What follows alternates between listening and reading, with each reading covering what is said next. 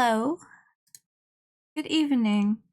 I can't see right now because I was just cleaning my glasses. You know, they're a little dirty, and I was like, damn, I can't see, right? I managed to, I don't know what they're called, but the little nubs. I managed to dislodge one of the nubs just now.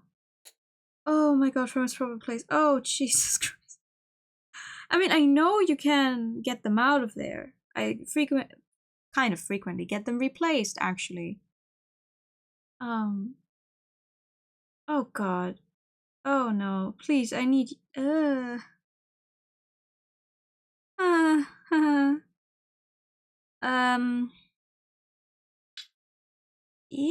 okay, so that's fun. That definitely had to happen right now. God. Well, I know where I am going tomorrow.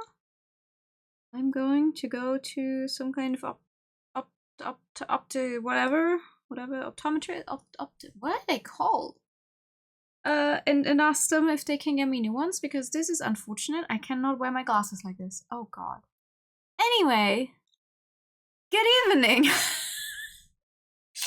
I hope you're all having a better evening than I am currently having, because this is not what I wanted at all. Okay, it's in there somewhat. I hope that's going to. Oh god, I don't think I've ever managed that. I don't think I've ever managed to accidentally hit the nub out of its usual place, but okay. It's always first time for everything, I guess. Anyway. Welcome back to Ace Attorney Investigations. The Kobo can hold into Ikose.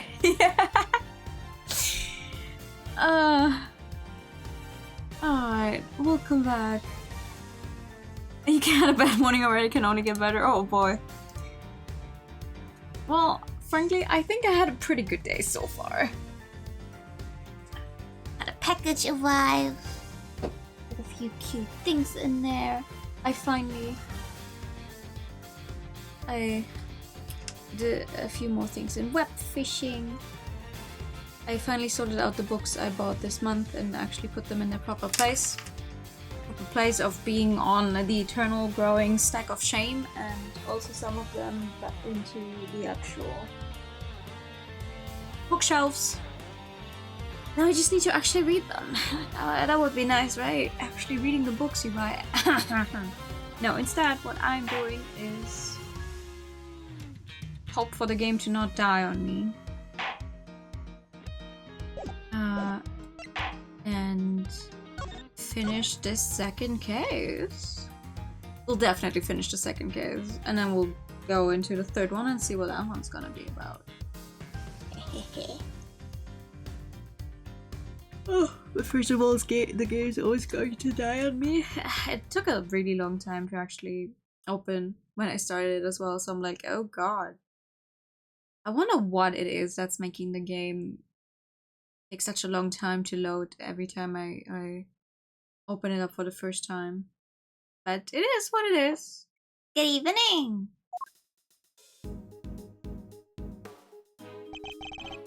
Here we are again. Let's hope we can find something this time that will finally reveal the truth behind it all. Big mood. Although, that might be easier said than done. There's nothing left to investigate. Just gave out seduction yesterday.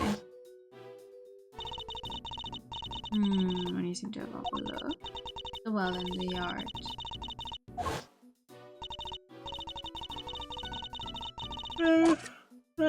I'm not so sure about the well in the yard, but we're going to check it out. I'm going to win. My theory will win. Can Knight's body really been thrown down the well? The answer to the question will surely show us the way forward. But before we begin, I should tidy up and organize a little. Oh, okay, sure. I always like it when they throw away unnecessary evidence. I'm like, how would you know? How would you know that this is unnecessary, huh? Let's see here. Oh, the well is locked. Huh. There's a cover on it. A dried up well slap bang in the middle of a prison figures it'd be locked. Oh, look technically I'm a master lockpicker. Want me to do my stuff? I think not. We'll do this investigation by the book. Come on, don't be such a stick in the mud. Oh. What is it, Kay? The lock's broken. And from the looks of it, it's been broken for a long time. If that's the case, then anyone could have thrown Knight's body down the well. My K voice sounds like my Maya voice. Yeah, I do. I do them both very similarly. To be fair, like the Maya we've met so far has been around the same age as Kay. So I imagine them be kind of close sounding. Also, it's a voice that comes relatively easy. I'm always like, I hope the voice sounds distinctly different from each other, at least to an extent. Like from my normal voice. Yeah, I'm a master lockpicker, Nick. Maya, where did you get the money to invite us all out to eat? Oh, you know. My new friend Kay, she showed me how to get into some places. Discovel's theory was that Mr. Sane carried out the murder here in the yard, and then, during the performance, he threw the body down the well. What are you thinking, Malzarino? Plausible or no? Oh, why don't we see if Miss L can help us out again? He'll be able to tell us if Mr. Knight's body was here and which way it went. Good idea. I'll call Detective Gumshoe. Hell yeah.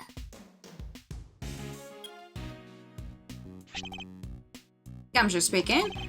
Detective, I need your assistance. Come to the prison yard and bring Miss L with you. You bet, sir. Gumshoe sent secret weapons to the rescue again, huh? I'm fairly sure Miss L belongs to the precinct. I'd also like you to bring one of our witnesses. Call the Berry Big Circus and ask Miss Regina Berry to come down here with you. Yes, sir. I'll be there before you know it. Thank you. So, what shall we do while we're waiting for Gummy? How about a quick game of hide and go seek?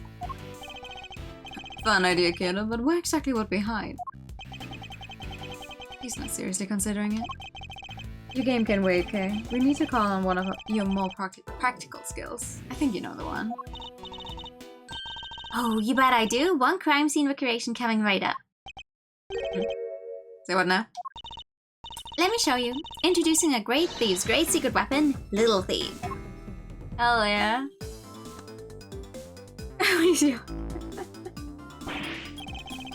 I do wish he would stand up for himself a little more. I also feel bad because I honestly don't think, like, he's trying his best. Gumshoe is trying very hard. I hate how they talk down to him so much. Like, please, come on. Be a little nicer. What? Screens appearing from thin air. Just some next level tech, little sis. Wanna talk me through the dates? What are you doing now? I'm inputting... Inputting still looks weird, but okay. I'm inputting everything we need for the simulation.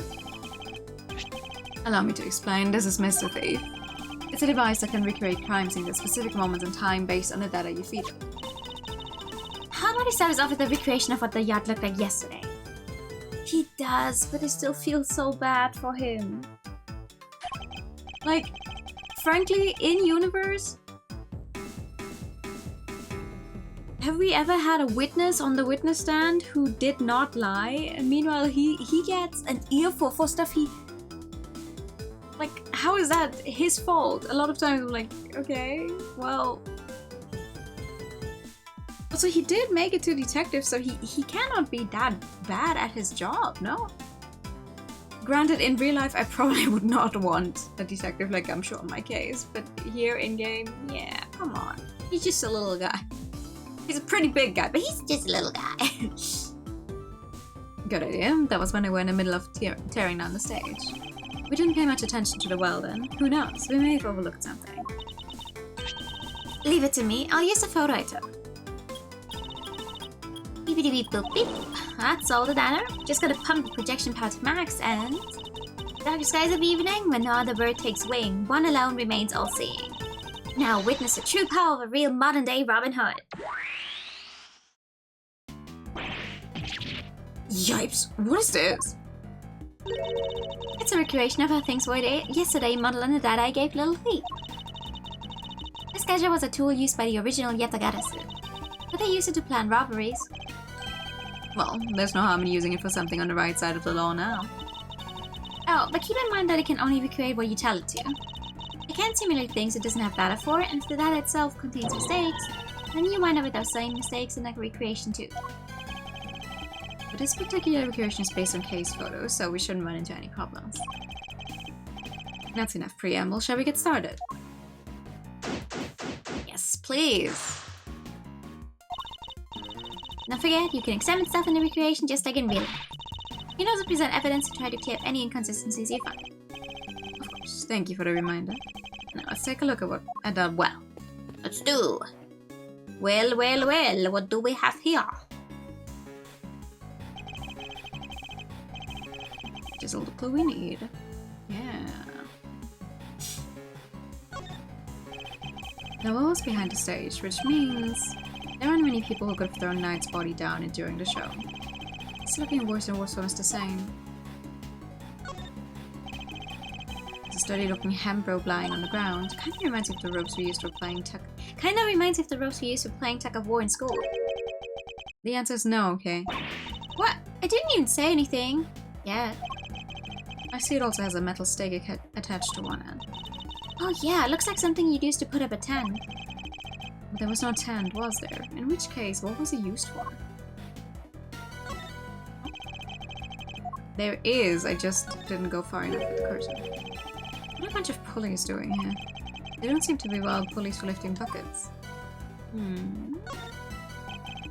It's a metal weight of some kind. It looks like it weighs... Projection makes it a little tricky to read. Do you remember how heavy it was, Kay? Sure, it was 30 pounds. What does anyone need such a heavy weight for anyway? Doesn't seem related to the circus show at any rate. So what do you think all the stuff around the well was used for? That's a good question. I can't see any of the animals needing them for the part of the performance. Indeed. Nothing immediately strikes me as likely purpose. We'll have to ask Miss Berry later. Same. I have no idea how heavy 30 pounds is.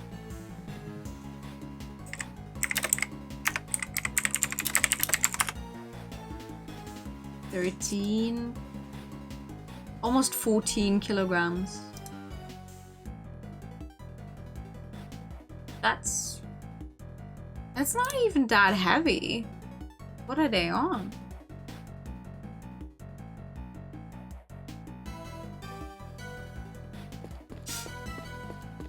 Oh no, he's here. He does still exist. Hi. Great Thief's great secret weapon. Color me intrigued, Malserino. Not exactly by the book stuff though, yeah? Using Great Thief doodads in an official investigation. Oh, enough of the downstairs, Chief? I'm cool, okay? I can keep a secret. Anything for the truth, am I right? It's possible that vital evidence has already been destroyed. Without case reproduction of the scene, we have no hope of finding it. Hey, relax. Like I said, I'll just sip it and nod politely while you cats do your thing. Thank you. That would be very helpful. He's really chill. He's really chill. What was the name of her trunk happy friend again? Azia the Asian elephant. Of course. How could I forget? Not exactly inspired though, is it? Was Miss Berry having an off day when she came up with it? Oh my gosh, Mr. Edgeworth, not in front of the poor elephant herself. I suspect that's about all there's to find for now. Detective Gumshoe should be here soon too. Okay, you can power down Mr. Thief now. Sure thing. You better return to normality.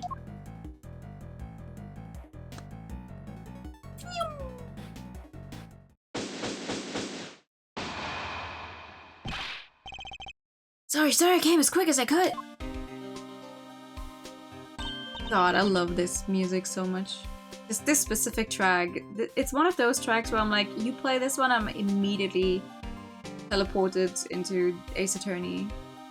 Like, there's a few of them where I'm just like, yeah, I could listen to this song for a long time, I think. Speak of the devil. A detective. That was indeed impressively quick. You know me, sir. Never did like to keep you waiting. Thanks for coming all this way too, Regina. No problem. This seemed way more fun than rehearsed, so I did some for the day. Why is Missile not a fan? What's like? It's very much appreciated. Alright, detective. Let's get started with Missile. Yes, sir. Hey, Missile! Over here, boy! Yeah, Missile's already there, but... What's the matter? Come on, boy. Come on. What's wrong with him? Looks like he's scared of something, sir. Oh, hi, Zen! You solved the case, I'll play with Missile. So true. But I need Missile's help for this one, I think. Alligator. Yes, he's not a fan, sir. That'll be of much help to us like this. Any other bright ideas, Malzarino? Yes, actually. Miss Berry, would you mind helping us? Would you mind lending us a hand? I'm catching up! Ha ha ha! You better run. Oh, I'd love to. Just tell me what you need. Do you want me to teach Ali some tricks? I don't know if she could do it, but nothing quite like that. It's simply like an account of what the yard looked like during the show. I like where this is going. You're thinking of using Little Thief again, am I right? If you'd be so kind.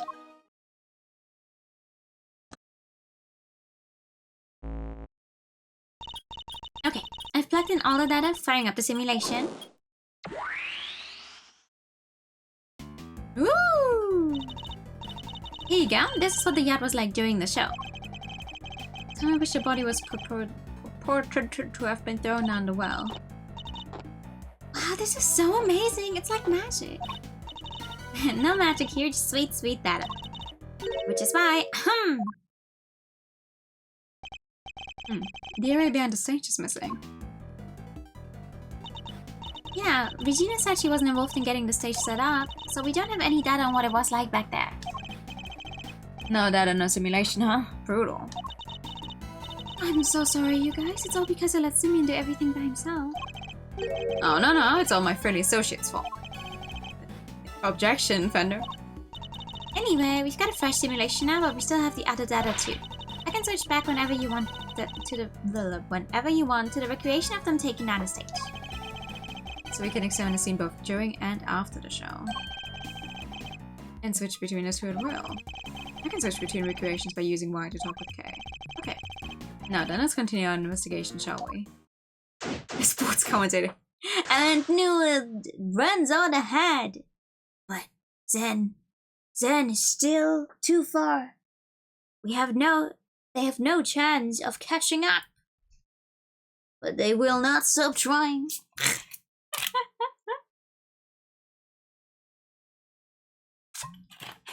I'm not a good sports commentator. I have no idea. What those guys say. Alright.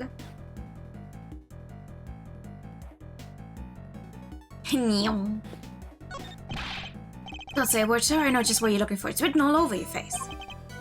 It is. Missile may be temporarily out of action, but my fishing rod is good to go whenever you need it. Oh, if you want to give the metal detector a shot, I have that too. Oh. Never seen him so excited. I'll be sure to let you know if I need either of them, detective. Oh. You've never watched a sports game in my life. I have. But like, not on purpose, not really. Not big into most sports games. Story Forbidden Love between a tiger and an elephant. Wish I could have seen it. Wish I could have seen Simeon up there on that stage too. Oh, he was wonderful. The way he flew over that stage. Oh yes, that scene. Sorry, the villain is sent flying from the stage. Yeah.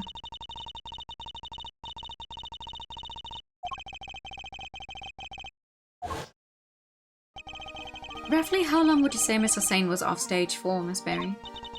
Let's see. I guess it was around 15 minutes. Just as Judge Gavel said. Isn't it pretty hairy, health and safety-wise, having an elephant fling a guy off the stage? Not at all. Azia's very gentle. I'm not sure it changes much if she flings him gently or roughly. Too gentle, in fact. When we first rehearsed it, she barely nudged him. But by the end, he was flying off that stage, not because of Azea, though. Simon figured out some kind of trick, apparently. Isn't that amazing? Trick? Do you have any— Oh, that's what the pulley's for sure. Ah, probably. They could have... Oh, could he have worked that out so you don't see it on stage if he has the rope around him and the pulley, and when Azea nudges him, we just need the weight to fall into the well and he would get swung up. That could work, I think. Oh, me. Oh, no, it was Simeon's big thing. I wouldn't know where to start.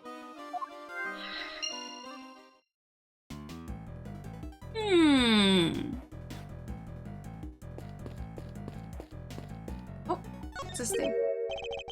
Basket was empty in the other recreation. Oh yeah, but it was definitely empty in the photo I took too. Oh, sorry, I made a mistake when I was filling you in earlier. Oh.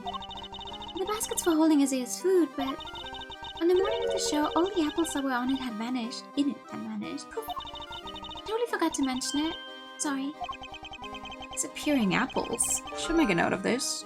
Well, as long as they're no bad apples.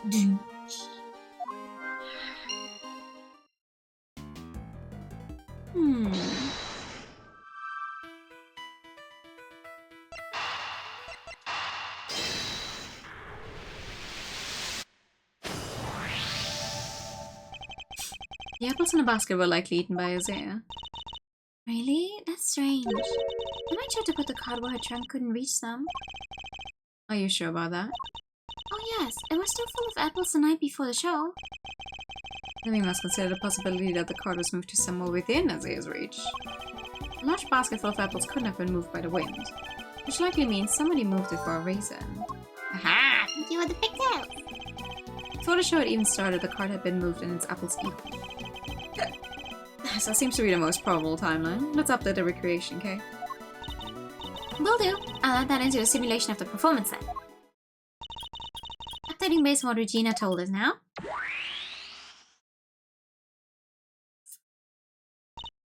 Yeah, all done. Thank you.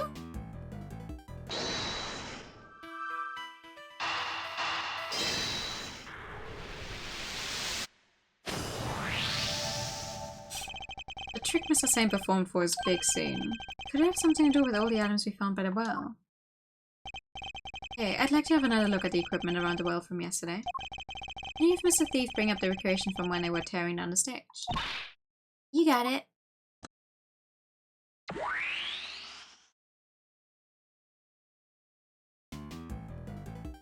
Oh, and a free teleport. Taking another look at these items, could they not have been used for this trick of Mr. Saint's? Sounds plausible, Anna. Hey, I could maybe add it to the simulation. Good idea. Please go and ask Mr. Saint for the details. Roger that. I'll be right back. Oh. Oh!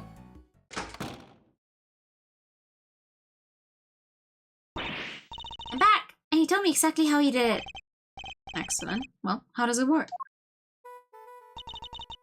He said he used a pulley at the top of the well to suspend a heavy weight from a rope, and lowered that down into the well. The other end of the rope went through 2 more pulleys, and was tied around his body. See, so he used a downward pull of the weight to help him launch himself into the air. How do you make sure the weight only dropped when he wanted it to? He used a stake to stop it, that's how. Miss Berry didn't seem to know anything about the trick or the Miss Berry didn't seem to know anything about the trick or the contraption he built for it. In which case, I suppose it must have been Mr. Saint himself who pulled out the stake. That's right, and to do that he used a second length of rope. He tied it to the stake, and then, when he gave it a sharp tug... Ah. The stake was released and the weight dropped down the well. It's a great trick, I have to steal it. This one has to go in the Great Thieves repertoire. It may not be quite that easy. These kinds of circus tricks can require years of practice to master. Simply stealing the idea won't be enough. Alright, practice it is then. Before you run away to do so, would you mind updating the simulation? Oh, right. Then we can see how it all worked for ourselves. Okay, Okay, I'm switching back to the recreation of the performance. Okay. And now to add in the data. Little Thief should be able to reproduce a trick now. Yeah. Okay. But this is how Mr. Saint performed this trick. She bodies 2 lengths of ropes. That's pretty extensive. Simeon's full of surprises, huh? I mean, dropping away down a well to help him fly with a stage like that? That's genius. Indeed, but I imagine he would have needed quite a lot of weight, more than him at the very least. It would have taken some serious pull to lift him into the air like that. Yeah, and probably a ton of practice.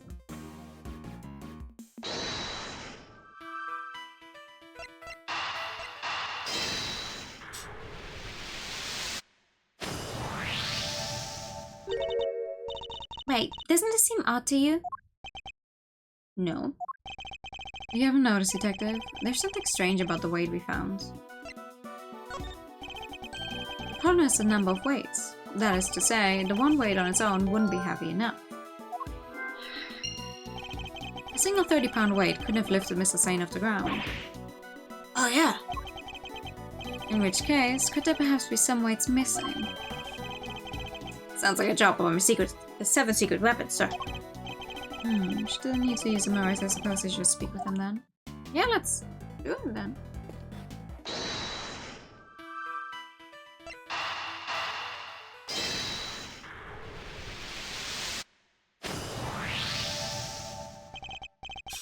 Detective, I've need of one of your secret weapons. Roger that. The metal detector, if you would be so kind. Oh, jeez. I'm never gonna get to use my fishing rod. No. Before we get started, let me run you through how the metal detector works, sir. Simple enough, it uses this sound. And this gauge. You tell you how close you are to something made of metal. The closer you get, the more strongly it'll react. It starts going wild like this. It's giving me the order to examine the spot where I'm standing. So what do we got here? Oh, the fence. Anyway, that's how it all works. Tell me where you want me to look, sir, and I'll get right on it.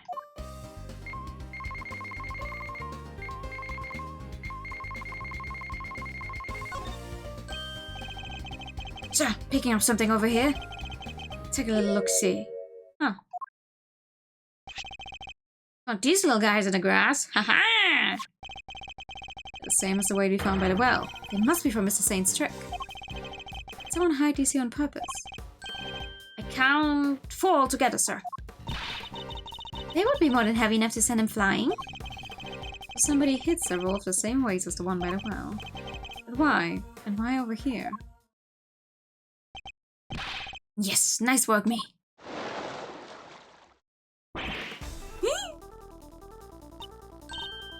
Alligator!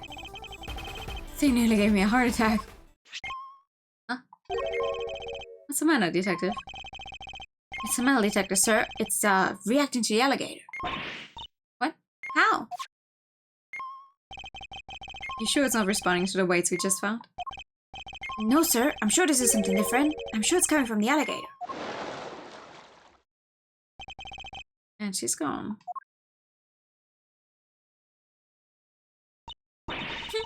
We just get a big snap of good.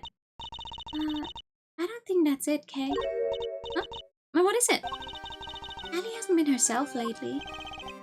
That's the name. Allie, the warden's favorite pet. She wouldn't even look at the food warden like I brought her yesterday. She was acting as if, I don't know, as if maybe she'd eaten something that didn't agree with her. Maybe the metal detector was responding to whatever she ate, sir. Oh no, what if she ate one of the weights? I highly doubt that even an alligator could swallow a 30-pound lump of iron. So what did the metal detector actually pick up? And why would someone hide those weights? Perhaps I missed something when I looked at the equipment by the well. Hey, could you recreate the scene again? Coming right up.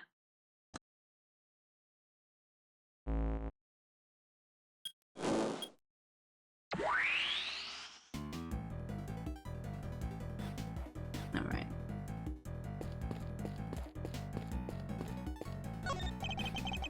This one is home to Warden Lagarde's beloved alligator. Look, Those bones must be from their latest meal.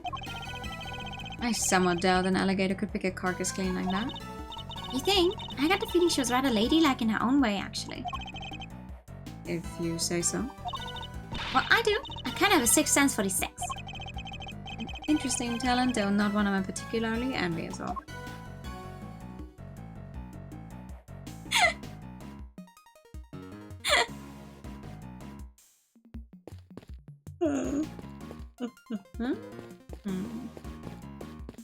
Okay, well, what else do we have here?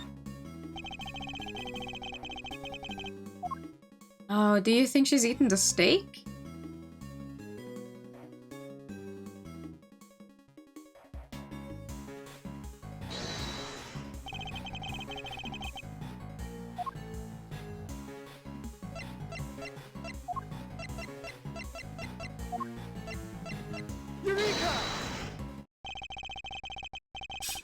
Thank you for the your time in the pasta jug.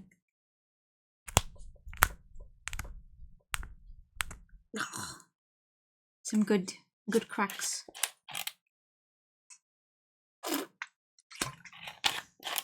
Think about the two recreations, the one during the performance and the one we're looking at right now. There's a major difference between the two. Namely, the one of the ropes is missing. Oh yeah. Mr. Saint's trick wouldn't work with only the items we see before us. So what happened? Where did the missing rope go? I think one of the pieces of evidence we've collected might tell us exactly that. Really? What shows us where the missing rope went? Take that!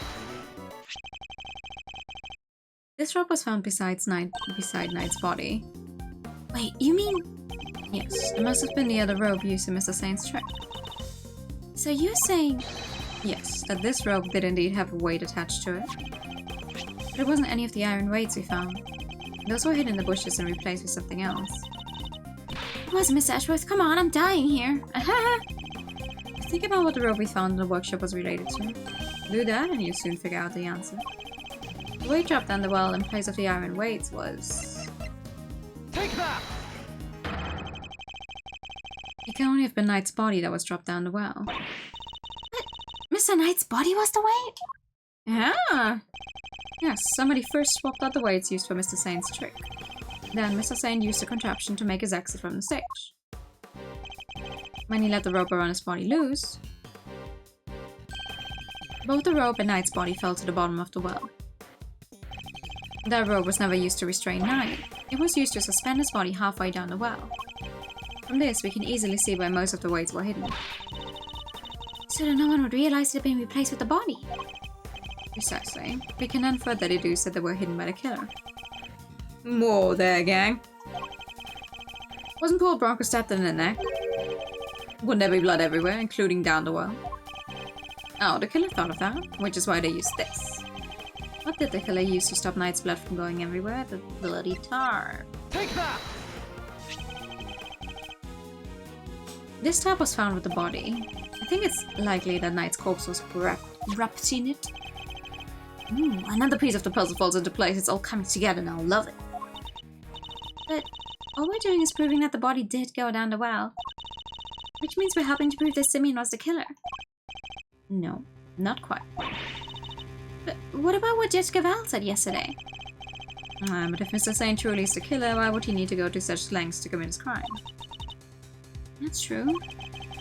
Knight's body fell down the well and Mr. Saint used his contraption during the show.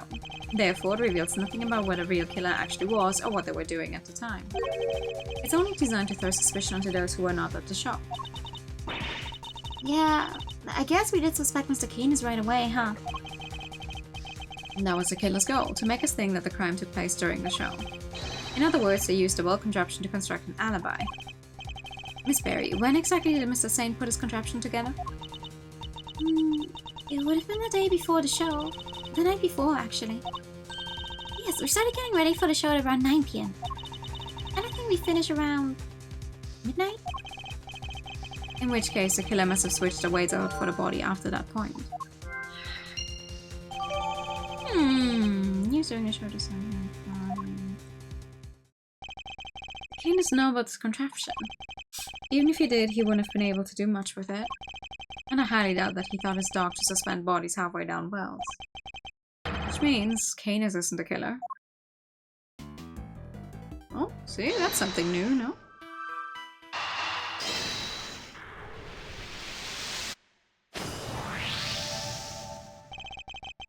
The basket was moved the night before the circus performance, and we've deduced that the weights were switched out for the body at around the same time. Had to check that to coincidence, huh? Then the next question we should be asking is, why was the card moved? I think I can hazard a guess. The card would have been blocking that door, which can only mean somebody needed to open it. Let's see what's... Oh, great. It's locked.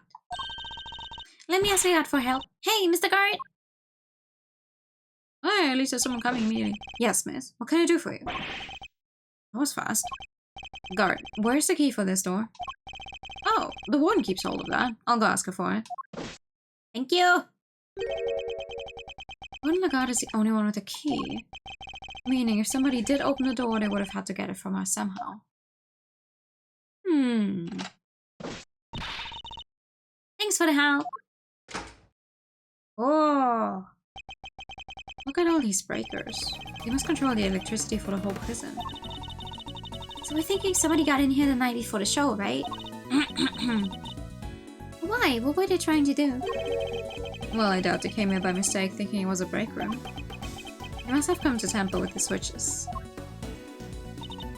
Did they turn off the power to something? Oh my god, Capcom. Come to think of it, wasn't there something that lost power? What might have lost power had a breaker been flipped? The camera. Take that! There was a 3-hour gap in the security room footage. Oh yeah, there was. So somebody flipped the breaker it was connected to. It seems very likely. Do you think it was the killer? I assume the shutting off the cameras would have made things easier for them. It would. Which means the killer would have to be someone who had access to the breakers. And it seems only one person has the key. Couldn't be, could it? Uh-oh. Alright, little thief, your work here is done.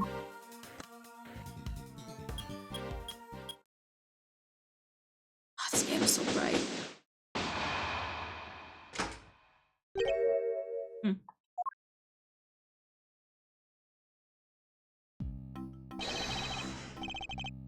First on the scene, the early bird wins the worm.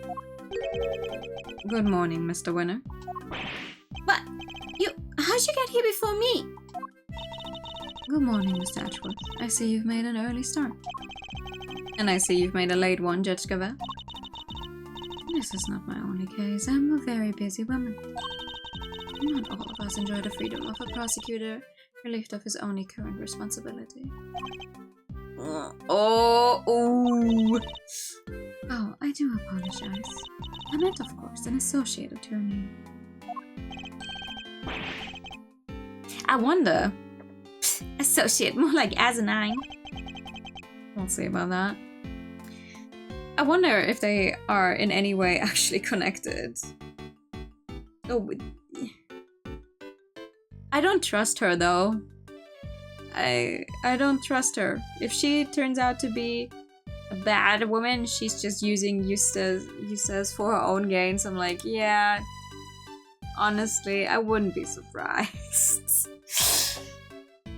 Meanwhile, with him, I'm just like, who's teaching you how any of this works? Eustace, let us begin the investigation of the yard. Okay, I'll go get some officers to help. Hold it! That won't be necessary. But why not? We've already finished investigating the yard and won quite a prize in the process. Won? But I'm supposed to be the winner. Won? Your Honor. I'd like to revisit your theory from yesterday, in order to thoroughly disprove it. I would caution you to choose your words carefully, Mr. Edgeworth. As I'm sure you remember, your badge is in my hands. But her theme is crazy good. How could I forget? You've told me several dozen times already. Perhaps you'd care to try a different threat. Overruled. You have been warned repeatedly, yes, and each time my words seem to have fallen on deaf ears. Allow me to make this crystal clear. The committee cannot and will not tolerate insubordination. Objection! The fate of my badge and the whims of the committee are of no concern to me now. The only thing that concerns me is proving Simeon Saint's innocence. Interesting. Unspoken like a true defense attorney. In that case, I shall be equally uncompromising. In the name of the goddess of justice, I will strike down your case without mercy. In the name of the moon, I will punish you. Oh wait, wrong series. Hi, Sammy. And when I'm done, your career as a prosecutor will be over as well. No. I have 3 more cases after this case, and specifically this game, and also Edgeworth still shows up in the other later entries, so no. Hi. I hope you do not come to regret this.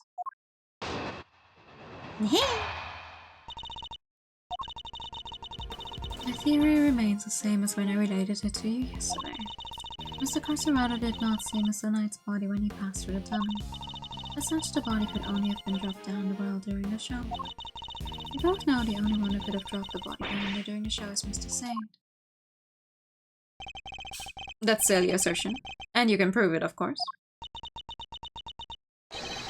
Of course you can. Who do you think you're up against? What your says means to say is that we received the final autopsy report just ahead of our arrival. Ah! Girl!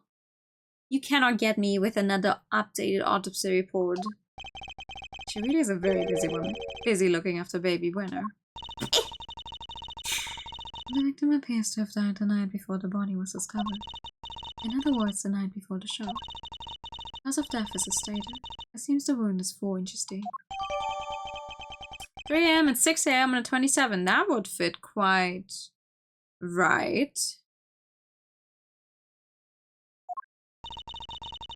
Simeon Saint was off stage for a period of 15 minutes. There was plenty of time for him to throw the victim's body down the well. Judge Carell hasn't investigated the yard yet, which means I feel there may be something of a flaw with your theory on. You seem very confident of that, but do you have any evidence to prove it? Yes, I think I just might.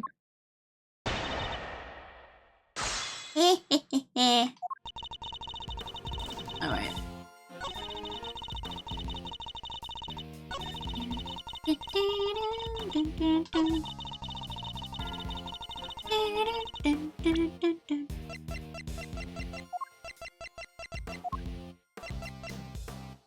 Objection! Sorry, Anna, but there's something else you're going to have to take into account. The well in the yard was rigged up to create a certain unique contraption. Contraption? Go on. You will recall that Mr. Saint was sent flying from the stage by the elephant? I do, just before he was to be absent for some time. He was only able to fly through the air thanks to a weighted rope he tied around himself. Dropping the weighted end down the well allowed him to complete the trick. Objection! Wait, wouldn't that send him flying as soon as he set foot on the stage? Hold it!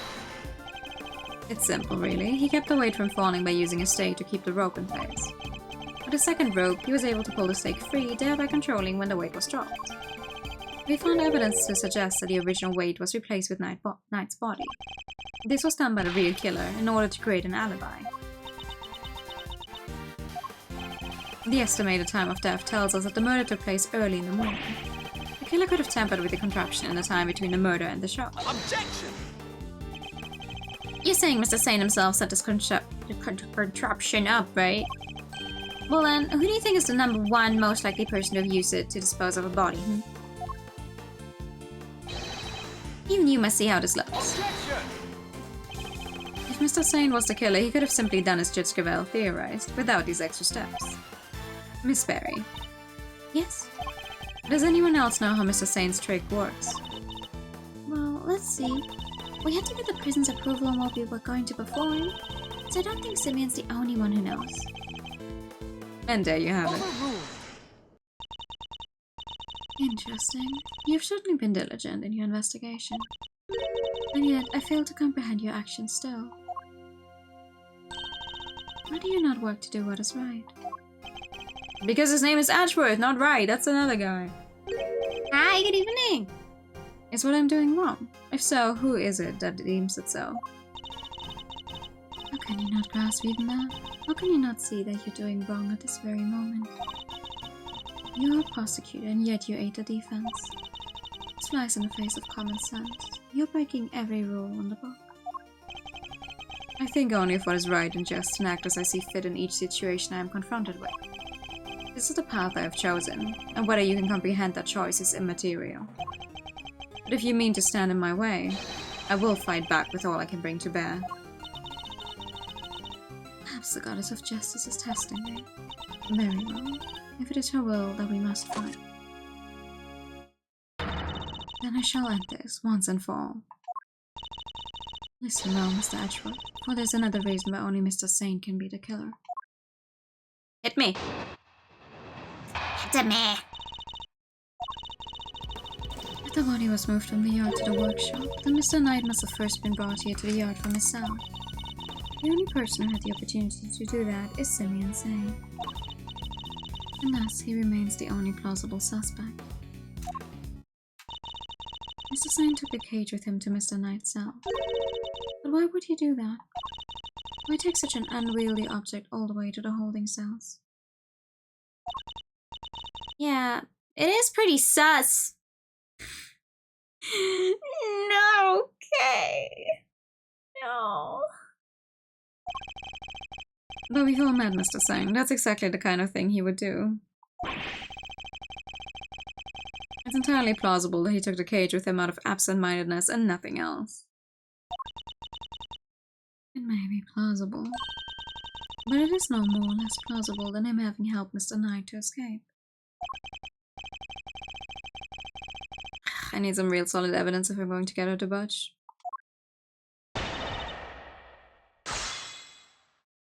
Yeah, she's so cute though.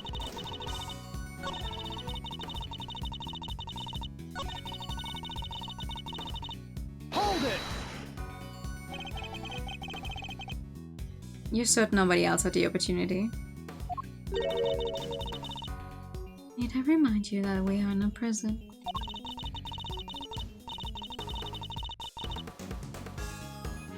The entire facility is monitored at all times. Anything out of the ordinary would have been spotted. Except the security camera didn't work because there was ha. Hold it! But Mr. Sane was under the same scrutiny, was he not? Overruled.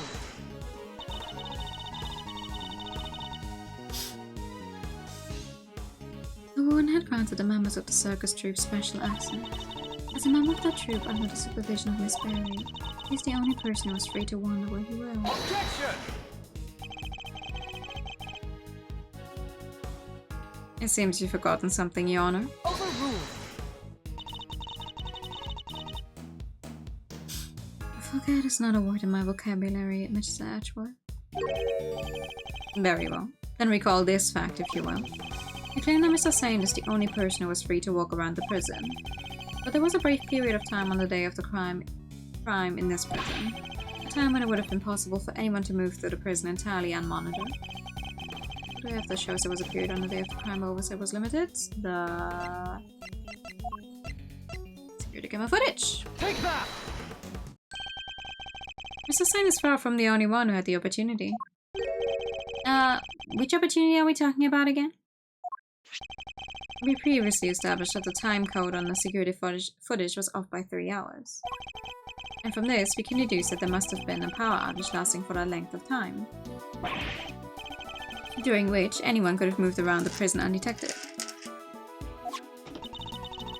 Do you mean to say that our killer intentionally created this 3-hour gap?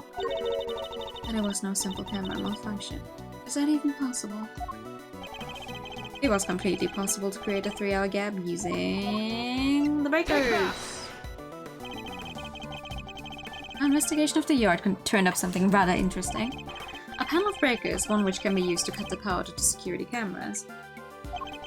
We also learned that the door to the power room may have been opened at around the time of the murder. What? Such a shame. To see one so capable fall so short of the mark. Mr. Edgeworth knows what he's doing? How does he explain the lock on the power room door? Oh yeah, it's kinda locked up tight. And the warden's the only one with the key. These breakers are vital to the prison's infrastructure. So I very much doubt that anyone could have gained access to the power room's key so easily. Objection!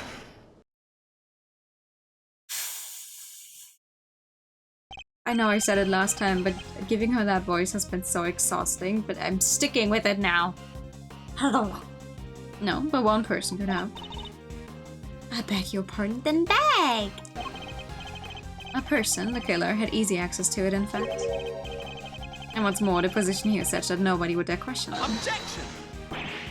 What? There's no one like that. The breaker to the electric fence is in there. They would be questioned in an instant.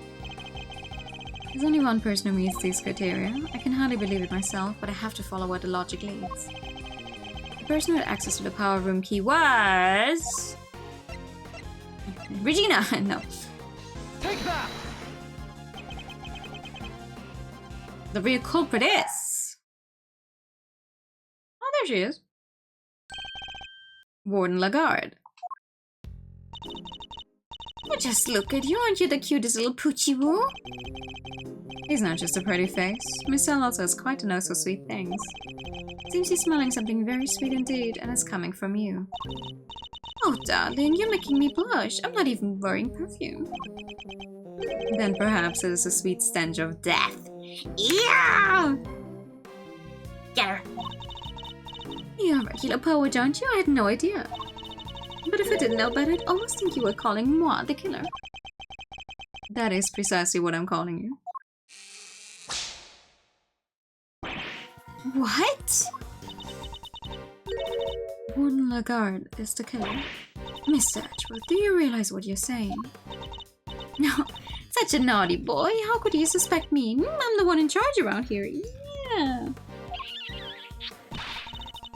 It's like when a murder mystery, aren't we? Mm-hmm. And equally far-fetched, this is preposterous. Hold it! Sadly, it is not, although I can hardly believe it myself. But this is where the evidence points, and we must trust in the evidence. This piece of evidence proves that Warden Lagarde is the killer. Once again, the body. It's so fun. It's so much fun that we can just present the dead body of someone as a piece of evidence, and it's like, yeah, that is exactly it. The body itself will tell you who the killer is. Huh? Your son betrays you, Warden. And he is your accuser. The police dog. We don't track a sweet scent that was lingering around Knight's body back when it was first found. He now appears to be smelling the same scent, and it's coming from you. No, darling, you're priceless, really you are. Your evidence is a whiff of suspicion. Verity, dear, do put him in his place. It seems Judge Gabelle may have reached a similar conclusion to myself. Not to be flirty, but make your grilled cheese at 3 AM. Why specifically at 3 AM? Also, hi, good evening. You believe this to be no mere coincidence, Miss Edgeworth? I do. After all, she had the key, and the scent found lingering on the body is hers as well. Were just one or the other, we might be able to brush it off as coincidence. However... Indeed. Then it seems the conclusion approaches. Perhaps we should hear what the warden has to say for herself. We should. And when we have, this case will finally be at an end. I like when he says finally, because me, the player, I'm just here like, yeah, this is our third stream. God damn. Why not? Okay, that's fair, that's fair. Grilled cheese. Grill me a cheese. You're being simply awful. Stop looking at me like that. Me, the killer. I'm fucking up her accent. How could I possibly do such a thing? Just imagine she's French. I'm not doing a very good job of portraying that. Verity told me everything she knows about the case, sweetie. The victim died in a cell, so by your logic, I would have had to have killed him there. How am I supposed to have moved the body, especially as I never went into the prison? I was too busy with work, you see. I was cooped up in my office until right before the show began. Check if you like, you won't find a record anywhere of my having entered or left the prison proper. I haven't the first idea what harebrained theories you little scamps have cooked up, but I'm innocent. There's simply no way I could be the killer. Give me a break, Miss L doesn't lie. Don't make it hard on everyone and just come clean. Oh dear, I'm afraid you are the one making things difficult. As I just said, I never went into the prison. If you think I'm lying, go and check the records. She clearly wants us to check those records, which means they won't help us. We'll just have to find another way of getting the truth out of her. Please, Mr. Edgeworth, stop being a big silly. You've made a boo-boo and you know it. No, the only one who's made a boo-boo is you. The boo-boo, the fool.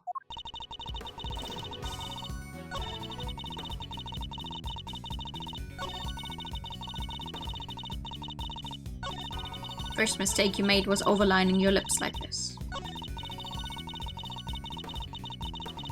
Hold it! Sure, maybe you didn't go through the main entrance to the prison. But what if you took another route? Oh, come now, sweetie. Surely you don't mean that awful filthy tunnel they discovered. Wait, until yesterday I had no idea it even existed. No, you had another way in. I'm certain of it.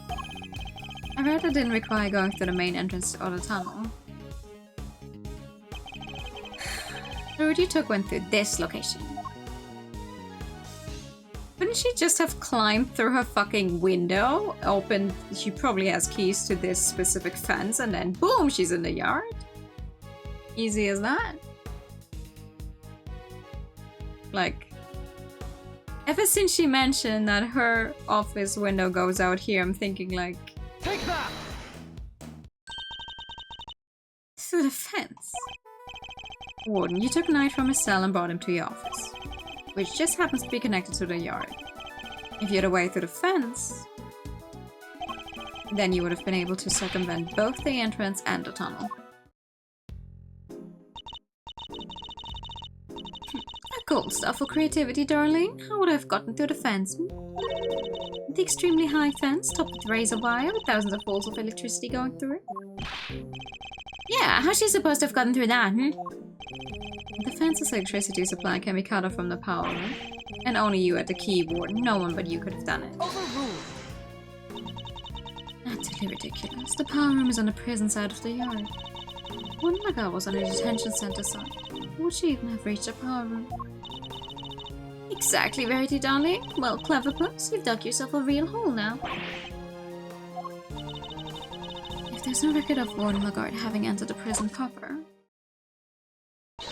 then the idea that she could have shut off the fence by using the breaker is out of the question.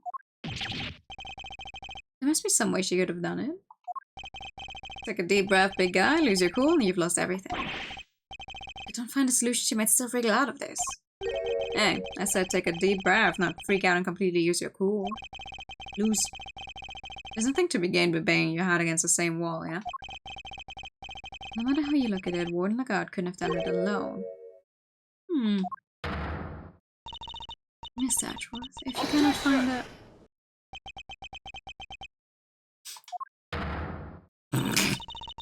You aren't doing yourself any favors by obstructing justice with your silence. That was a reflexive objection. But now that I've yelled it, if I don't come up with an answer, it's all over. I was hoping to come up with an explanation during the objection, Your Honor. I have one more thing to add, if you'll permit me. Something that explains how the warden could have shut off the breaker from the wrong side of the fence. Yes, because it's not as impossible as it seems. What enabled her to shut off the breaker? An accomplice. She couldn't have done it alone, but what if she wasn't alone? Ooh, now we're talking. Way to flex the old grey matter, kiddo. I believe the Warden Lagarde had an accomplice. Overruled. Enough. You disappoint me, Mr. Edgeworth. What do you mean? Mr. Edgeworth has said nothing wrong. The inmates of this prison all issue with security bracelets. The ones that raise the alarm if people go where they're not supposed to. Ah! I see that you realized your error, and we are, of course, within the prison ground. We're not only are the bracelets worn, but even the guards surveil each other for signs of wrongdoing. And despite all that, no one noticed Mr. Carcerato's escape.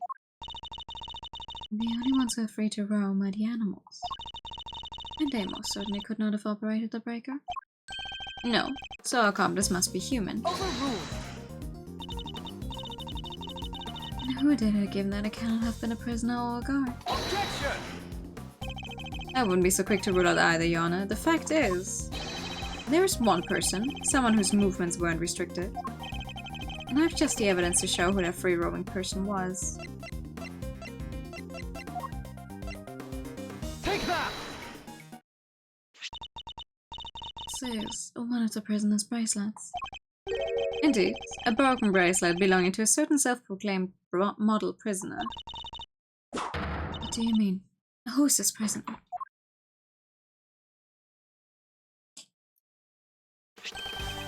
Frank Zoe, Warden Lagarde's favorite inmate. Ooh! Strange, isn't it, Warden? That he was able to keep his broken bracelet hidden and wander freely around the prison all the while? That is pretty funky. I don't mean in a good way. It couldn't be the case that he was permitted some sort of special leeway, could it? Although, you are in the habit of giving such leeway to certain others. 40 Dalmatians, for example. Overruled. Mr. Edgeworth, that is pure speculation. Objection! In that case, why don't we ask Mr. Saweet himself? I'm confident he will confirm for us that he and Warden Lagarde were accomplices in this crime. If the two of them had worked together, a certain route into the prison becomes viable. The real route by which Knight was moved from his cell to the prison proper. Recall that there were two big obstacles in her path. First, the security camera outside Knight's cell. Second, the electrified fence in the yard. But she was able to remove both obstacles in one fell swoop, by having Mr. Saweet shut off the corresponding breakers. Alright, Mr. Edgeworth, you had your fun. And, do you still deny it, Warden Lagarde? No, darling, you've got me. I admit it. Warden, tell me this isn't true. Sorry, Verity, honey, I'm afraid to do this. Frankie helped me do it. No way. You did it, Mr. Edgeworth? That is too easy. That was too easy. You got her. Nice shooting, cowboy. She won't be wriggling out of this now. As Mr. Edgeworth said, I had Frankie switch off the breaker. But we didn't kill Knight, did we? No, Sweetums, no, we didn't. What? Oh, explain yourself. Oh, Verity, dear, I doubt your precious goddess will want to hear my excuses now. She is all merciful. You have but to confess and you shall be saved. Oh gosh, alright. I was being threatened. I had no choice but to do as he said. Who's he? Yeah, oh, wait, what? Atitama Kane is that awful assassin. Kane is? How long has it been since that awful man came here to my beautiful prison? I am also making her sound Russian for some reason. And never forget the day he arrived.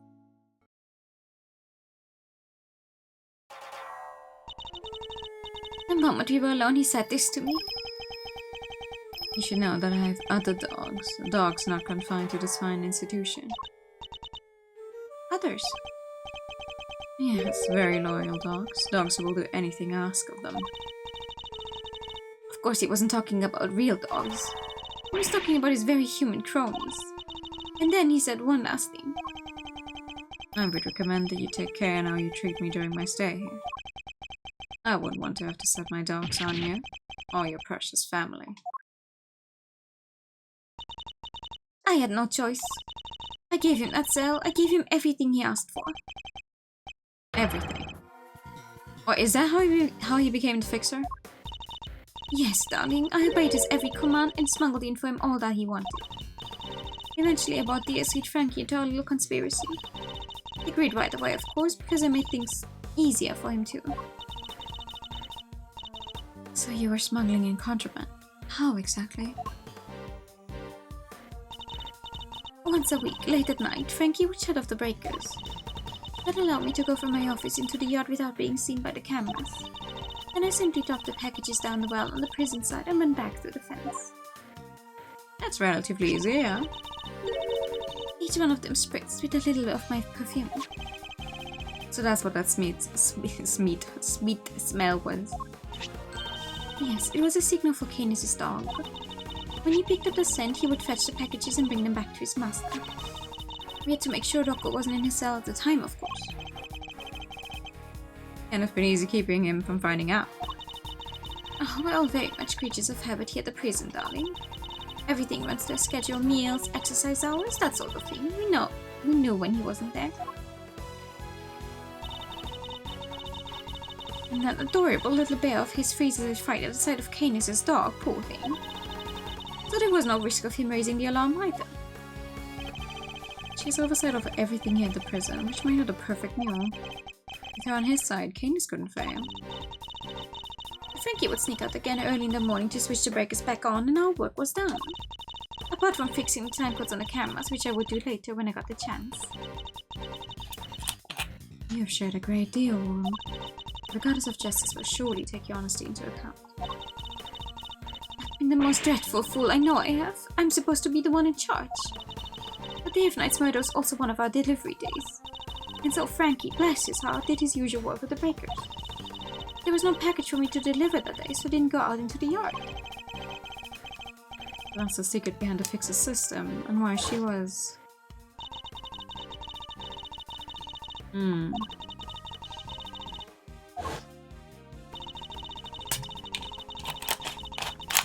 Yeah, but he wouldn't tell, of course. Why would he? If he has her in her pocket, why would he say anything? That's why you were interrogating Mr. Canis over and over. Exactly, I was trying to track down those horrible hench people of his. Damn! That's an interesting sprite. I poured everything the police had on that rotten scoundrel. I watched his every move, intercepted every letter he wrote. His letters. And I suppose she must know about his correspondence chess game, too. No matter what I did, I couldn't turn up any clues as to who his underlings were. Living in fear like this, it's... Oh, you just can't comprehend it. As you have just heard for yourself, Mr. Edgeworth. The words of Warden Lugard's confession have cleansed her of all suspicions. Languags! Please, God, tell me that for once, because this is a shiny new release and a shiny new translation and a shiny new script, that they will gather all of these typos and actually patch them out, because it's not funny anymore. Like, I get that they will never ever touch the old games again, no matter how many times they port the first collection to a different console. They're like, it's a 20-year-old script, we don't care. But this is a new script. It's the first time you've officially translated this game. Come on. I do doubt it, but it would be nice. Surely there's no need to hound her any longer. Has she really been cleared of all suspicion, though? Or is there more about her to uncover? Like, we still don't know who's the killer, technically, because she says she's not the killer, so who is it? I'm sorry, Yana, but this conversation isn't over yet. And I think the Goddess of Justice would agree. So you mean to make her suffer even more than she already has? Unfortunately, her suffering under Mr. Canis does nothing to prove her innocence in Knight's murder. She admitted herself that she knew of and even facilitated the so-called Fixer's delivery route. Yeah, even if it's been in the works for longer than, you know, just between the whole, hey, we're actually bringing the game over and then releasing it, obviously, because that's a bunch of work. It is newer. I would like to think It is newer. They put so much work into the whole remake in and of itself as well. I don't know, it's just one of those things where I think to myself, even indie games, indie visual novels will get together if you tell them, hey, you guys, there's a typo, this and there, and they will fix those. They will put out a little patch and fix those. You'd think a bigger company like Capcom could say. What do I know? I believe she used the same route to move Knight's body. And where's your evidence, Mr. Edgeworth? It's in the fact that the sweet smell on Knight's body is the exact same scent Warden Lagarde uses to signal a delivery. What do you make of that? Well, that's because we've done it so many times by now that the whole world probably smells of it. Some of it must have just wrapped off on his body. That does match the statement that Mr. Carcerado provided. Smell kinda nice down there, yeah.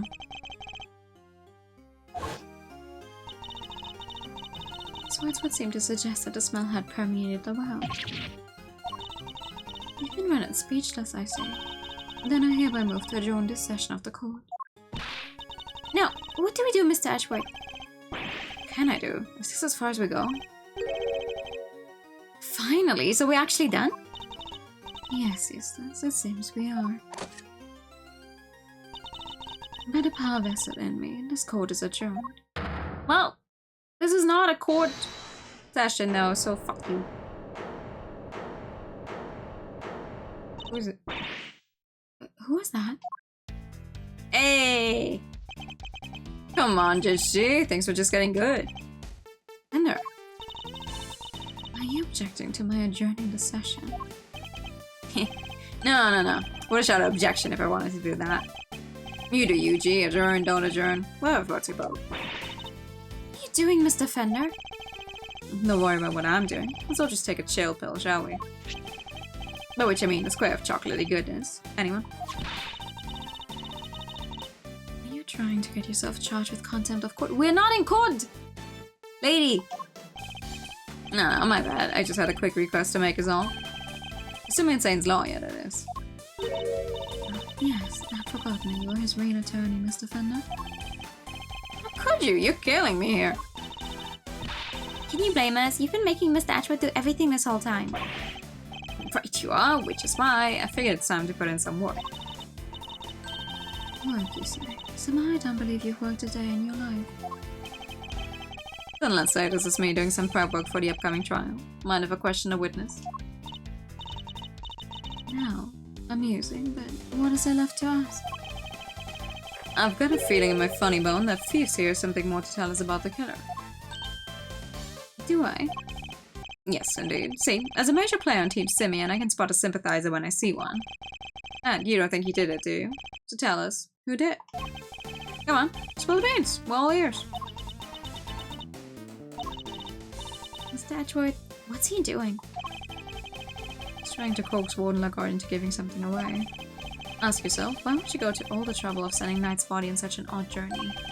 It's because she wanted to frame Mr. Canis. She did? No way. If he was convicted of committing murder here, there could have been grounds for transfer to another prison. Most likely a more secure facility. And where he'd be out of her hair forever, huh? Precisely. She saw her opportunity and seized it. No. Saint can't not be the killer. That's not fair. I was all ready to prosecute him. I know, right? But maybe we should find out what she thinks first. Don't want to get the wrong guy, yeah? Nice. Now Mr. Wynn has to go along with it too.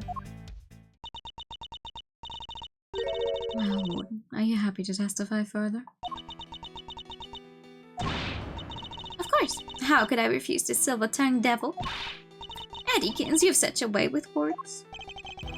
Just doing my job, Faith. Besides, one can tell the truth without telling the whole truth, can one? Simply dying to tell all verity, darling. Do say you let me. As you wish. Court is unadjourned. That's not how that works! I can't believe you pulled that off, Mr. Fender. Me either. Thank you for the timely intervention. Eh, it's the least I could do. Kay's not wrong. I've been leaning on you hard. And besides, the defense never rests, am I right? Simeon's depending on us. Sadly, I think I just about exhausted my reserves of cool lawyer check there, and we can't foul this up now. Which means you're up to bad, Miles McSmiles. Miles McSmile, bruh. Show him that never rest spirit. I shall. Verily, I shall. Fabulous, then let's get started. Good God. I really don't think anyone could have done it but the dreadful man Canis. There's no telling what went on between him and the victim. Perhaps he simply took a disliking to him. He certainly did type. However the sordid details, it was him. He stabbed that poor man to death. And then he had his dog dispose of the body. That simply has to be what happened. The victim, Mr. Knight, yes. I did him the most terrible disservice. Yes, you killed him. I suppose you could put it that way. If I weren't such a sorry excuse for a warden, this would never have happened. And that's why I have to clean up this terrible mess. Warden Lagarde, as ever, your honesty is truly to your credit.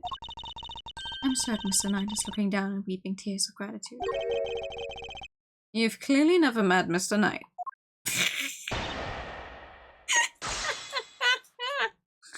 Oh boy.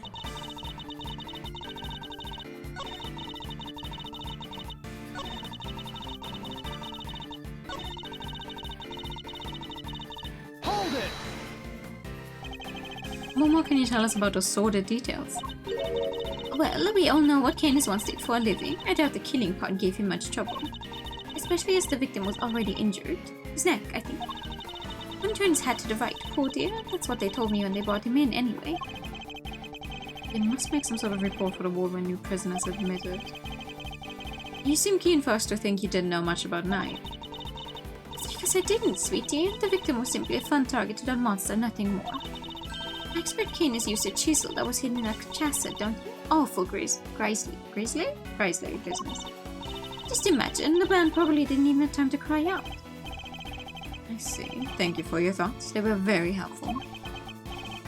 Actually, I'd like to hear about them in a little more detail if you don't mind.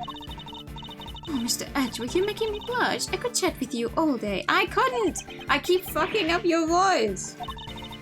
Don't look so nervous, darling. I'm only teasing. Of course we can talk about them some more. The chisel that was hidden at chassis. Objection!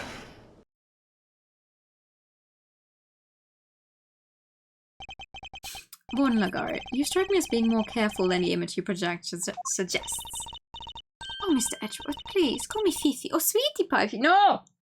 We already have one old woman who keeps trying to make us call her weird names. And she's shown up too many times in this game. How old are you? You're only 37. Okay, I'm doing you a disservice. I'm so sorry. You're not an old woman, but still. However, I think you may have been a little less careful than you realize in this instance. Aren't you just the most adorable little creature? Don't be embarrassed. We're all family here. No! Get away from me. Come on, Miss Edgeworth. Don't let it get inside your head. You said earlier that you didn't know much about Knight. In which case, I find it rather strange that you know about the chisel. Well, of course I do, darling. Do you think we don't check prisoners when they come in? 37 spoiler lady? No. Objection! You're not talking your way out of this, Warden. That is entirely irrelevant, and you know it. Knight didn't bring the chassis into the prison himself. It was probably Mr. Sane when he came to visit. Knight wouldn't have had it with him when he arrived. What? I mean, of course not.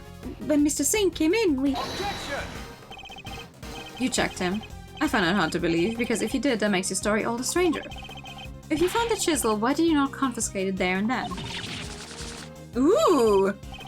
Judge Gavel, did you tell anyone about the hidden compartment in the chassis? I did not. If no one leaked our findings, then how exactly did you learn about the chisel, Warden Lagarde? The Because it certainly couldn't have been when you checked Knight or Mr. Sane on their arrival. Indeed, such a thing would imply an intentional oversight if it had been found yet left in. Precisely, so Warden Lagarde, and answer truthfully this time. Where and when did you learn about the chess set?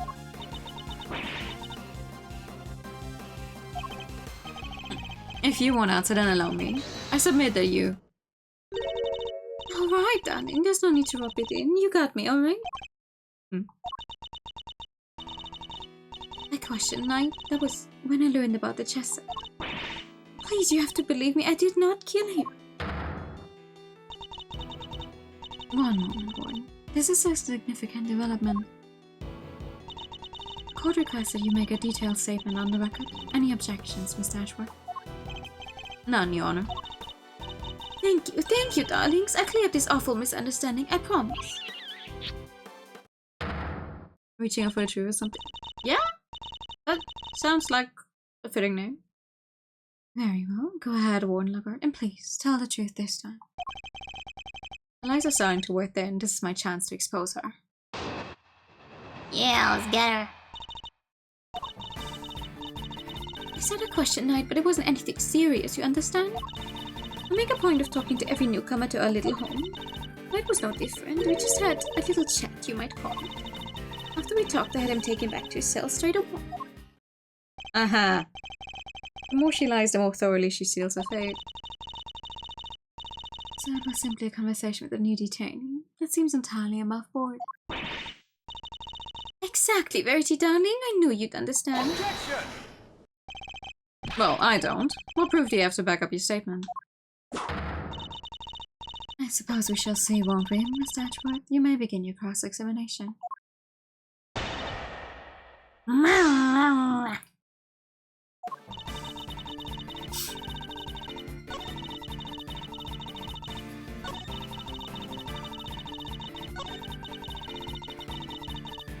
Hold it!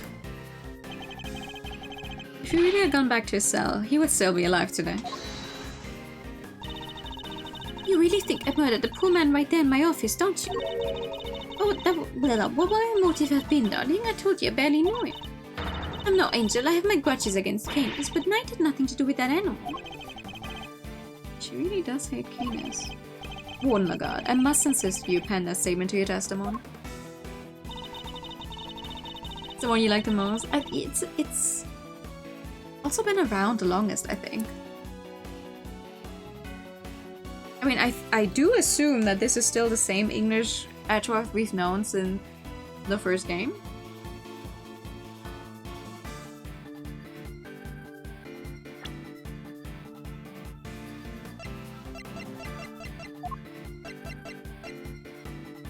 Objection!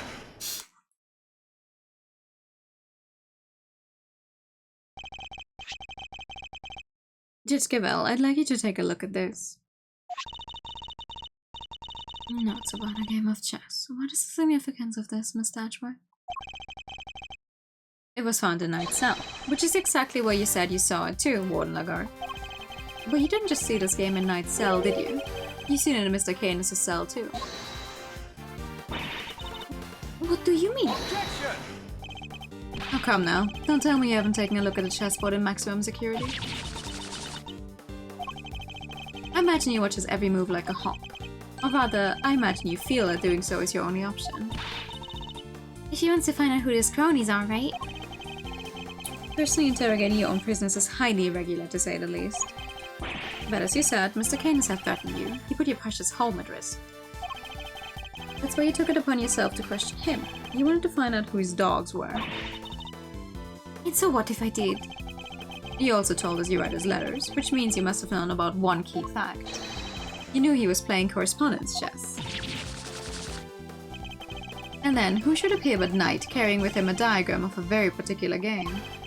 We yourselves used the diagram to infer a connection between the two men. And it seems you came to the same conclusion. But in your fear, you took your reasoning one step further. You surmised that Knight was Mr. Canis' henchman sent to kill you.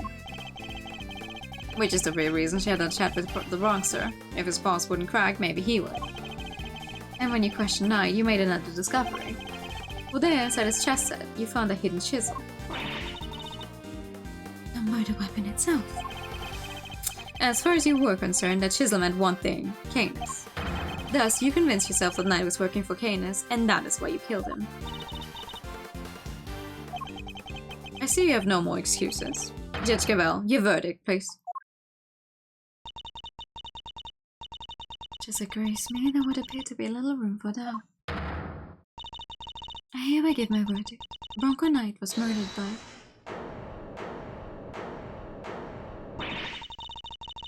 In the name of the goddess of justice, who is it this time?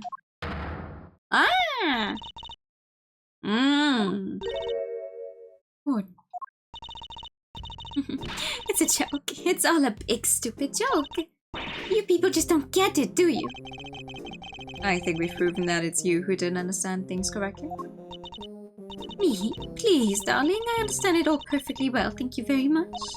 And I understand that there's a glaring contradiction in your theory, Mr. Edgeworth. You're just grasping at straws now. I have no time for this. Your Honor, the verdict. Overruled. I'm curious to hear what the warden has to say. What? You doll, Verity. I just have one last thing to say, then Mr. Edgeworth can declare himself the winner. You right? No. No. No one asked for you.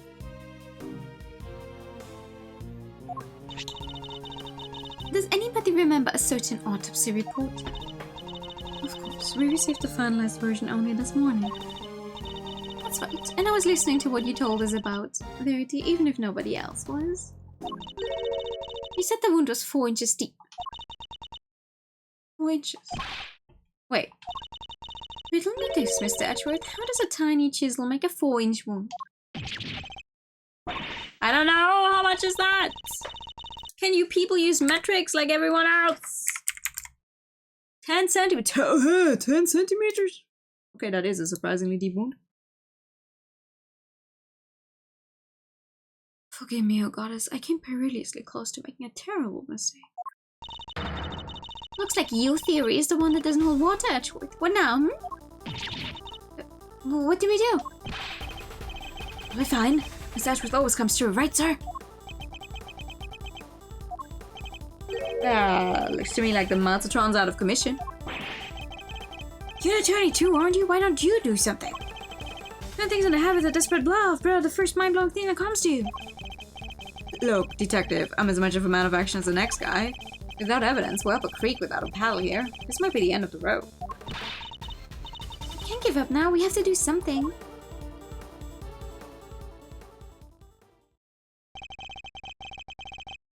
I'm certain that Warden Lagarde is the killer. Ugh, it's the only explanation that fits the facts of the case. If the chisel wasn't the murder weapon, what other bladed weapon is there here in this facility?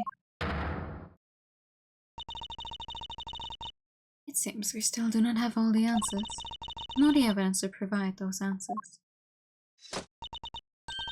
Alas, we must wait until the trial to see this matter resolved, I'm afraid. Objection!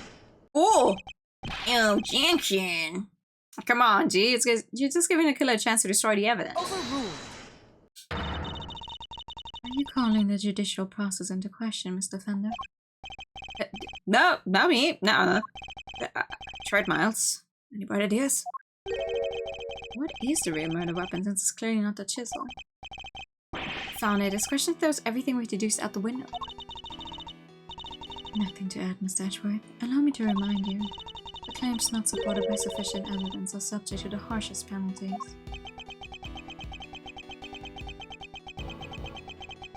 Eureka! It's hopeless. I can't think of anything. I need more time. Loath as I am to admit it, You can't give up now. Remember what Mr. Fender said. Simeon's counting on us. Without us, he's... Remember how upset he was? He was devastated. Nobody's in more pain than him over Mr. Knight's death. There's no way he did it, but if you can't save him, who will? And what's more, he believes in us. He's sitting in a cell waiting for us to bring you some good news. And I, for one, won't walk away until we have some. Hey. Hey, Miles. Your little buddy here is quite the motivational speaker. And And she's right too. When you find yourself on the ropes, think of your client. Picture them pleading with you to help them. Does that make you want to fight back as hard as you can until the very end? Think of your old man, good old Gregory. No matter how bad things looked, he'd always find a way to turn it around and save his client. And you're just like him, right? If there's any way to force a turnabout here, you're the one who'll find it. Simeon's counting on you. Ooh!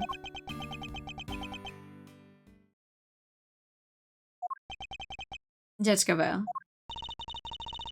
You seem to have recovered your composure, Mr. Edgeworth. But if you mean to attempt a defense, I would advise you to consider the ramifications.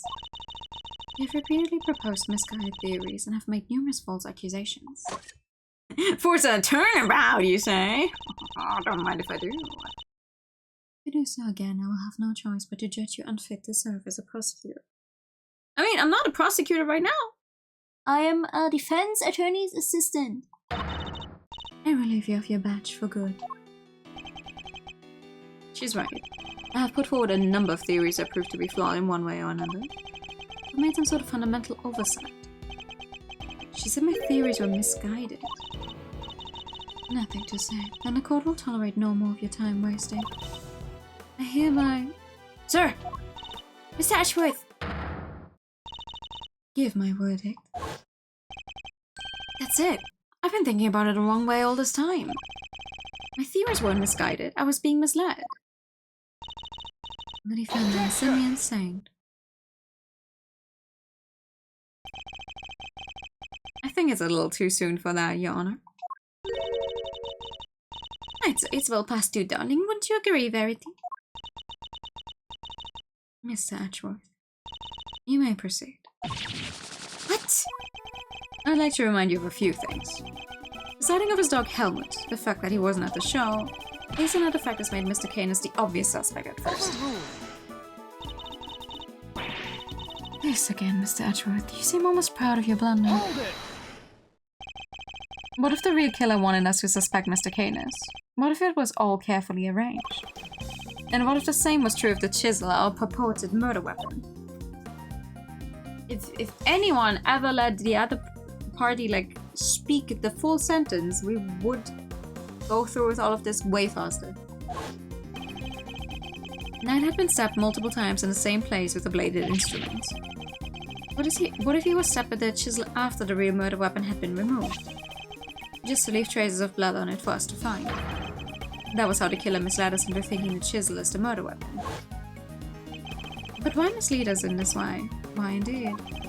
Why make us think the chisel is the murder weapon rather than whatever was really used?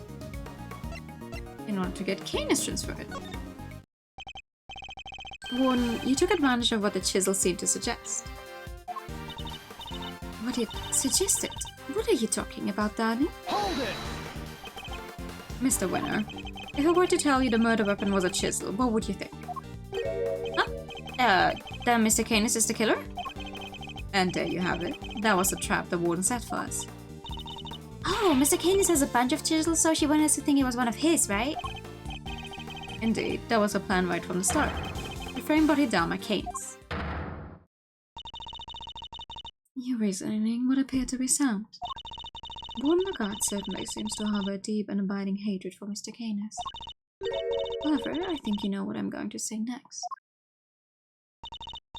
That alone is not sufficient proof that Warden Lagarde is the killer. I knew that wouldn't be enough. There's only one thing that will prove it. The real murder weapon that we now know must exist. If you cannot prove your theory, then this conversation ends here. Objection! If you could just find the real murder weapon. Objection! How many times do we have to go over there? We searched the prison from top to bottom. Yes, this is quite correct. No other possible murder weapon has been found. So I'm afraid you had a bit of an impasse. Objection! I can still prove my case yet, Your Honor, because it's still here inside this prison. This would have made sure of that.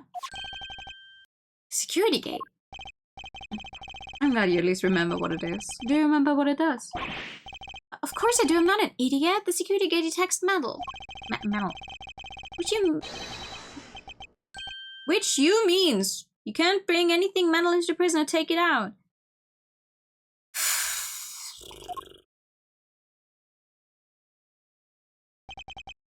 Precisely. If there's another murder weapon, it cannot have been taken off the premises. But now it cannot have been brought into the prison in the first place. So we find ourselves right back where we began. Just go on. What I'm trying to tell you, Mr. Edgeworth, is that if you wish me to believe that there's another murder weapon here in the prison, you will also have to explain to me how it got here. Alright. We know that the chisel was smuggled into the prison inside a pocket chest set, but our contention is that the chisel is not the real murder weapon. So if the weapon came from outside the facility, then there must have been a way to bring it in. Yes, the question of the hour is this. Can you show me this alternate route? How did the weapon Warden Lagarde used get into the prison?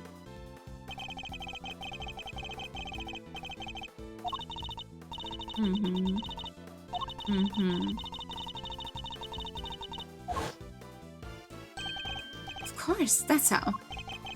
The fact that this is here with us shows that a bladed object could have been brought into the facility as well. Take that! Allow me to remind you of our conversation with Mr. Canis yesterday.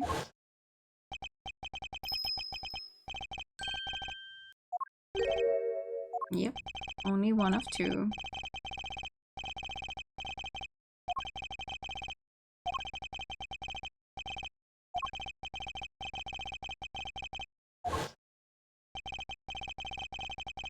I like that it took me this long to realize that him having the number 55 makes it look like a shirt spells out boss, despite him being a prisoner. Amazing. So you see there's a way for objects to be brought into the prison and scrutinized. It's part of the evidence Warden Lagarde borrowed from the police. What? Mr. Canis' knife was part of the evidence in a case against him, and that evidence was here in the prison. Not only that, but the knife had a certain bell attached to it. A bell that was attached to the chisel. Correct. The killer took the bell from the knife and attached it to the chisel. But that can't be right. The chisel only had Mr. Knight's fingerprints on it. Easy enough to explain if the killer wore gloves. She made it look as if the chisel was the murder weapon and then attached the bell to it. In so doing, she made sure that all the evidence pointed to Mr. Canis. And who had access to the evidence from which the bell was taken? Why, only the person to whom it had been entrusted. Who was it, sir? Who's been messing with the evidence? I believe that would be you. Isn't that correct, Warden Lagarde? That's not exactly right, you know? Anybody could have set that up. Objection! Unluckily for you, that isn't quite true. These particular bells are unique, because there are only 2 of them in existence. What? By attaching a bell to the chisel, you as good as declared yourself the killer. But you don't have any proof that the knife was ever even here to begin with. Hold it! I don't, not yet anyway. Mr. Winner, I'd like you to order another search of the prison right away. Oh, but if you do find something that's going to make things awkward for me... This isn't about what's convenient for you. You have to find the truth. You're a prosecutor, aren't you? Well, yeah, but, you know... It's a worthless excuse for a prosecutor. If I had investigative authority, I wouldn't be sitting on it. Anyhow, it's not my decision to make. The warden would have to authorize it. You know full well that you will do no such thing. You have the power to insist on a search. Use it. Sorry, darling, but not without that evidence. The goddess of justice cannot bestow her blessings on those who lack the proof to support their claims. I'll walk you now. The rest of this matter will have to be settled in the courtroom. No. If you give Lagarde the opportunity, she'll destroy whatever evidence is left. I have to object. I have to stop them. What do I say? I have anything concrete to offer. What am I thinking? I'm never this reckless. Can't back down now. I've got to put everything on the line. I'm not a prosecutor right now. I'm an associate attorney with a client to defend. Only I can save Mr. Saint, and that means... even my chances are 1,000,000 to 1, it's still worth a shot. It's now or never. Should I object? Yes! I suppose this must be how a certain serial bluffer always feels. Regardless, I cannot walk away.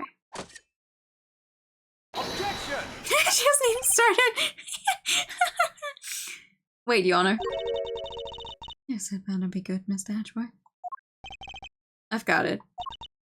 Got what exactly? The rear murder weapon, of course. I know where Mr. Cadence's knife is. Do you really, Mr. Edgeworth? I do. Not at all. I didn't know better. I would say it when you were bluffing. You wound me, Honor. I don't know the meaning of the word. It's terrible for my heart. There's no way you could. It's not here, I tell you. Well, would you be so kind as to enlighten us? Where's the real murder weapon? Think, Miles, think. Somewhere not even the police would search. A blind spot in this zoo. A hiding place that the warden could be absolutely sure of. Nice. No. Yes! You just said it. A hiding place in this zoo, Edgeworth. You know exactly where it is.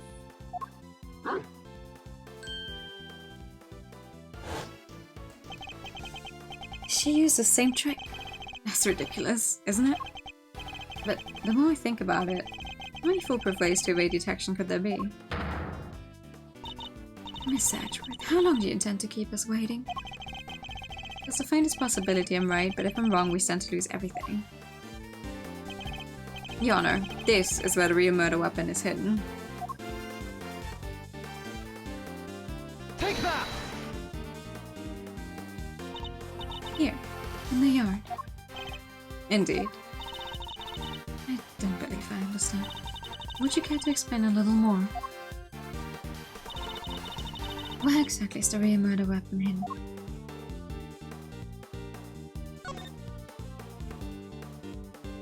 Take that!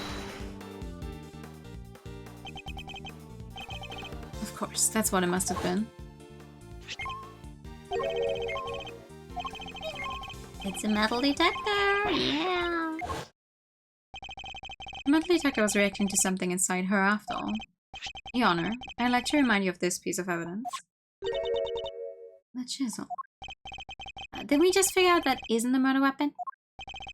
You might recall that Mr. Kane has hid this chisel in his dog's mouth.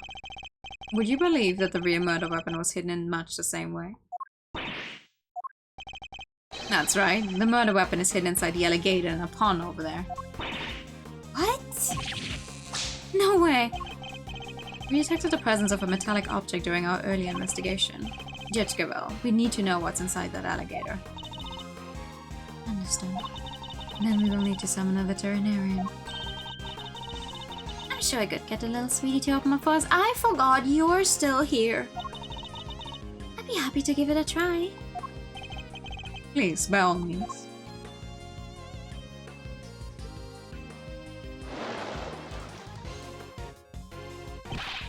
Warden Lagarde, the real murder weapon is about to be revealed. Why not do the right thing and confess? I have nothing to confess. As you wish. Then you can simply wait and watch as your lies are exposed. Sir, we got it. That has to be it. It's over, Fifi Lagarde. The real murder weapon was spotted Karma Cadence's knife, making you the only person who could have killed Bronco Knight. The Shiro is so good. It's such good spite work. I'm not the criminal here. This is all Camus is doing. I did the right thing. Knight was a threat. He was Camus's lapdog. You're so despicable, man, Camus. Why did you have to come and ruin my perfect little home? I could have been happy forever if it wasn't for him. He ruined my paradise on Earth. He ruined everything. Curse him. Curse the pitiless butcher, the awful, terrible, despicable man. Yeah, except Knight did not work with the guy. He killed an... Well, I wouldn't call him innocent, but in this specific case, you killed an innocent man. What the fuck?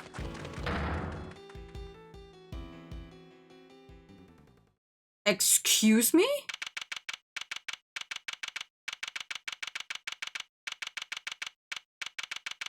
What? Huh? Prosecutor Thwinner, sir. The test results have just come back. Thwinner? I guess we've all been under a lot of stress. Traces of Bronco Knight's blood were found on Mr. Canis' knife. Just like you said, sir. Congratulations on a stunning victory. Thank you, officer. Excellent work. You can continue complimenting me if you like. Yes, sir. The winner wins again. I think I'm welling up a little. With rage?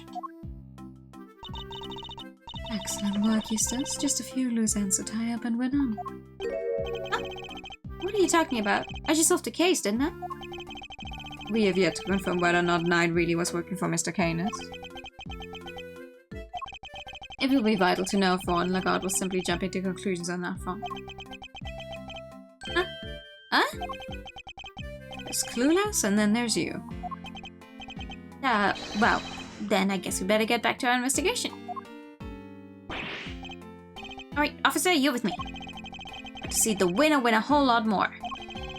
Better witness first-rate investigative talent in action. Yes, sir. I'm right with you, sir. Can't wait to watch you at work.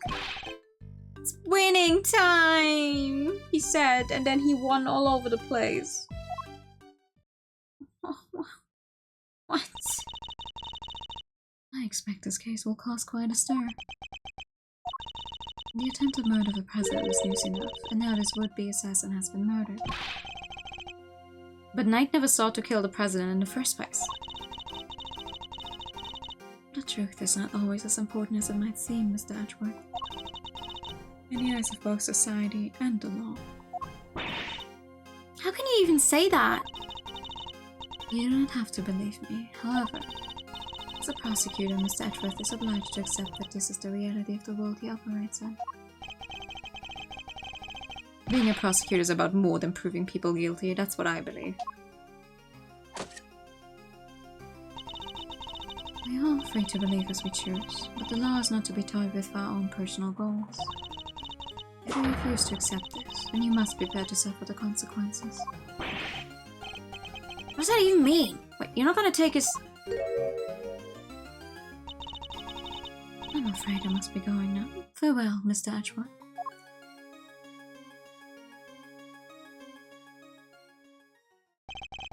Judge Cavell is right. There must be only one set of laws for everyone. But if following the law means sacrificing the truth, then I really do that in good conscience. Simeon! You're out! Hi, Regina. Is everything alright? They did let you out, right? Yeah, but I'm so confused about what's going on. Some guy just came and said I was free to go and that I have Mr. Edgeworth to thank. You sure do. Mr. Edgeworth found out who the real killer is. Really? You did that for me, Mr. Edgeworth? No. Stop staring at me like that. I'm innocent, I swear. Don't pull the rug out from under me now. Stop it, silly. It's true. He saved you. So say things already. Okay. Thank you, Mr. Edgeworth. Thank you. And a great big Regina Berry thank you from me too. I do that with your voice. It's a sign talking directly to me. Small victories, I suppose. Can I just ask one question, Mr. Attorney? Sure. I'm not actually an attorney, though. I thought Bronco was my friend. No, my best friend. I trusted him, but now... But now? Well, it's just... I never knew. I never would have believed that he could hate somebody enough to want to kill them. If he kept something like that from me, then he never really trusted me, did he? That's not true, Simeon. Of course he trusted you. No, he didn't. If he just told me, I could have stopped him. I could have told him that hate never helps, that he had to let go of all that stuff. Mr. Saint, I think you're forgetting something. I should show him the thing that proves Knight trusted him. Take that!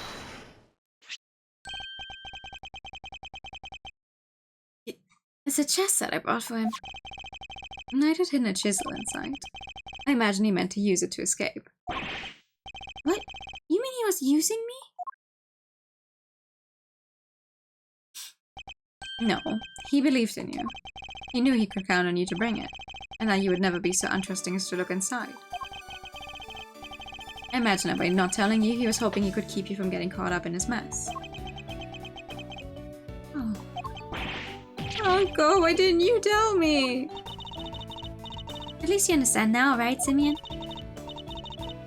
I'm sure he does. He may not show up, but Simeon's no dummy. Good night's sleep and he'd be completely over this whole thing by tomorrow. That's not as complimentary as you think it is. I'll try. I have to, for Bronco. I have to show him I can become the best animal trainer out there. That's the spirit. Yeah, it's nice when you, like, closing out a case by just showing off one piece of evidence to someone involved is always nice. I almost forgot.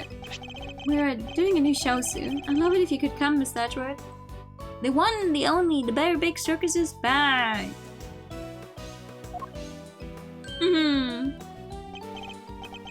Yeah, I'll be joining Regina on stage for this one. That's right, the very big circus is the biggest, most fabulous event in town. You'll have oodles of fun. Sounds great, doesn't it, Miss Edgeworth? Come on, we have to go. Well, I'll think about it. Alright, Simeon, we've got some training to do. I think it's time you and Regent got acquainted. What? Regent the tiger? No, I can't. No. You'll be fine, silly. You never meet a nicer kitty cat. I can't. Ooh. Please, Regina, anything but that, please. And that a satisfied customer.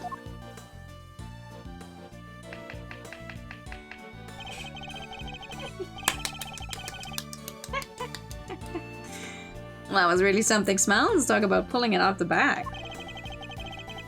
Couldn't have done it without you, Fender. Without your timely intervention, she would have gotten away. Besides, I have you to thank for even being able to investigate the case in the first place. Stop it. Pat me on the back any harder and you're gonna make me blush. Or topple over. I suppose it would be asking too much for you to take this seriously. Seriously? Nah, that's my friend. I'm always serious. Anyway, how does it feel to save an innocent client? That's what it means to be an attorney, after all. Be an attorney? Gotta say, I had a blast. Reminded me of the good old days. Gregory was standing right beside me. It's been like a zillion years since I felt this warm and fuzzy on the jaw. Hey, that's good? Bittersweet? I'm not sure. Say, Miles, you ever thought about going into the defense game full-time? Excuse me? You know, pick up where Gregory left off. Get out there and actually help people. Pal, don't get any big ideas. Miss Edgeworth ain't about to switch sides. Why not? Coming over to the light side's all the rage. Everybody's doing it these days. Come on, Mr. Fender, you know it's not about that. Chill, team, chill. Don't get it twisted. I was just asking a perfectly innocent question. No, you weren't. Heck, you were. You got a mean defense team there yourself, Matt. Thunder, I am a prosecutor. Yup, and I'm an attorney. You could be one too. I'm serious. Well, I've said my piece. You change your mind, you know who to call. I'll be waiting. I'm just like, no! You can't go over there. Follow my father's footsteps. Well, there was a time in your life where you wanted to do that. Did I really do such a thing? An attorney like my father.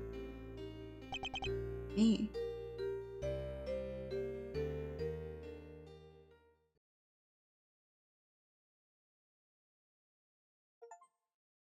The end Of this case. Also the end of my tracking working properly apparently? No? Okay. Whew. My eyes hurt. It was fun. It was a fun one, and it's also surprisingly long.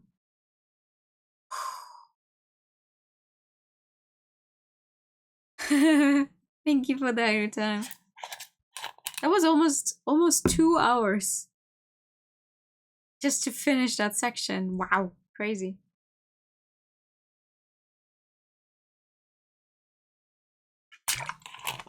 It is a long game. It is most certainly a long game. Alright. Yeah.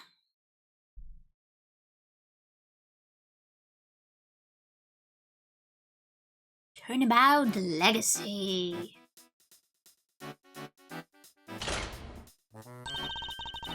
Shall we make today, kids? Samson. And Judy's Bake and Bow. What the fuck?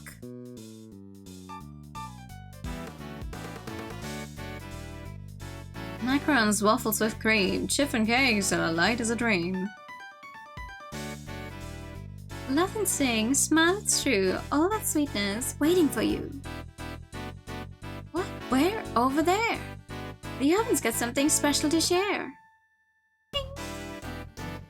Now let's see what we got for you.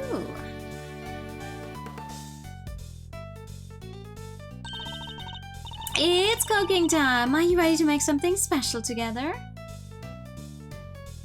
Oh, Mel, please. Is that a good... Oh, this case? Or is that a... Oh, this case. Oh, talk about a blast from the past.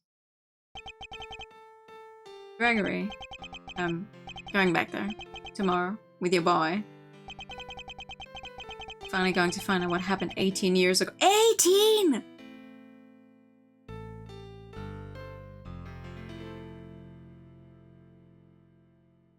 She's pretty and that's all you. Alright.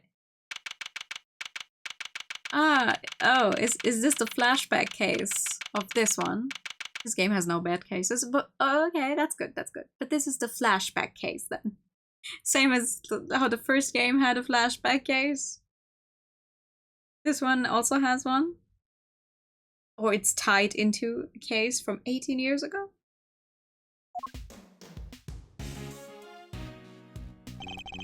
Well, Fender, are you finally going to tell me what we're doing here? Why have you brought me to an art gallery of all places? Hey, you had nothing going on. Seemed like the perfect chance to come and enjoy the magic of star sign stuff together. I'm leaving. Chill, big guy, I'm just joking. You know the I-7 incident, yeah? Your old man's last case. Oh! I don't actually. No, not really. The only information we have is that Kama had a very big bone to pick with Gregory because of this last case. Oh! Of course, from Kama took great pleasure in showing me the files as soon as I became a prosecutor. And I reviewed them again last night after you invited, see? I was also present at the trial all those years ago, although my memories of it are somewhat hazy. To be fair, you were a child, and afterwards you were a traumatized child, so... I have been in a I was in a trial case before in my life too, but I was also a child of like, what, 3 years? I do not know anything about that anymore. Also, so sorry. 1 second.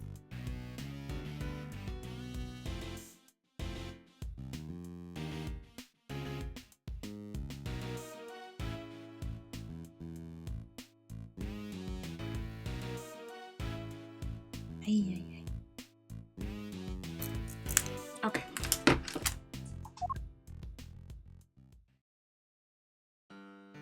Ooh! As a child, I was completely in awe of my father. The sight of him in court was inspirational. Gregory Edgeworth, attorney at law, and opposite him, the man who would become my mentor, Manfred von Karma. It was quite a case. After it ended with the conviction of the accused. Ah, so you were there too? You were in a courtroom for Gregory's final outing? Well, that'll make explaining things easier. I wanted you to know something, see? Something being what really went down. Not the truth in those files, but the capital T truth. It was 18 years ago, smack dab in the middle of a real doozy of a winter. The buildings were covered with a blanket of snow. It looked like the streets were lined with popsicles.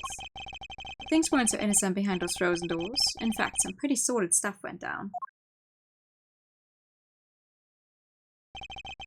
This was back before yours truly was the fine figure of an attorney you see before you today. Yeah. 18 years ago. Oh, okay, yeah. And it's a December case. Of course it's a December case. Oh, man.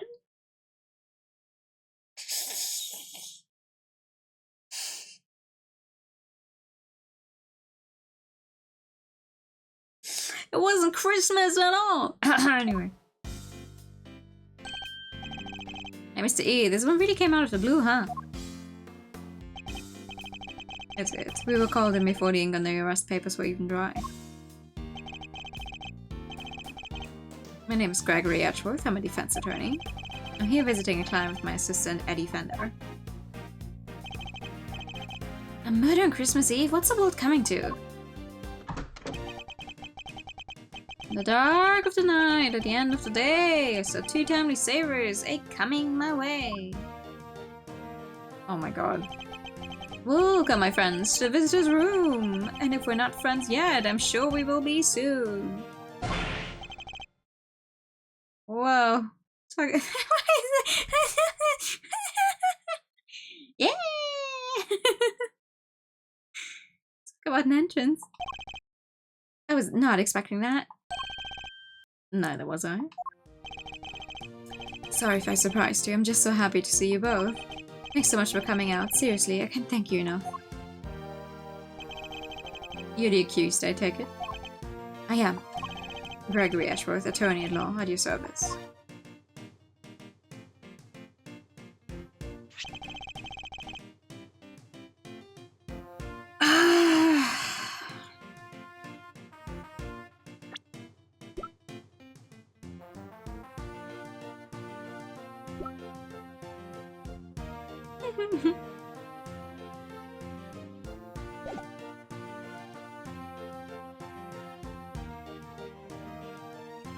Edgeworth does look similar to his dad, that's crazy.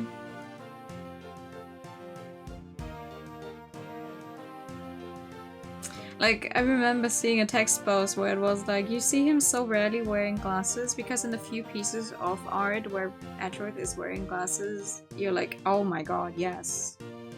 That he does get features from his dad, or more like maybe... Oh my god. I look forward to representing you. This is my assistant, Eddie Fender. Pleased to meet you, sir. I'll do everything I can to help. Come now, Edward. Come down, please. You have to forgive him. He's still new to this. He's been helping me out part-time, but he's far from fully fledged lawyer material yet. No, I mean, of course... Duh, he would get features from his dad, but you know, sometimes when they design characters and they're like, oh, okay, here, when you only know one parent anyway, and they don't look anything alike, like they share no features at all, you're like, wow, must have gotten it all from the other parent, but we don't know the other parent.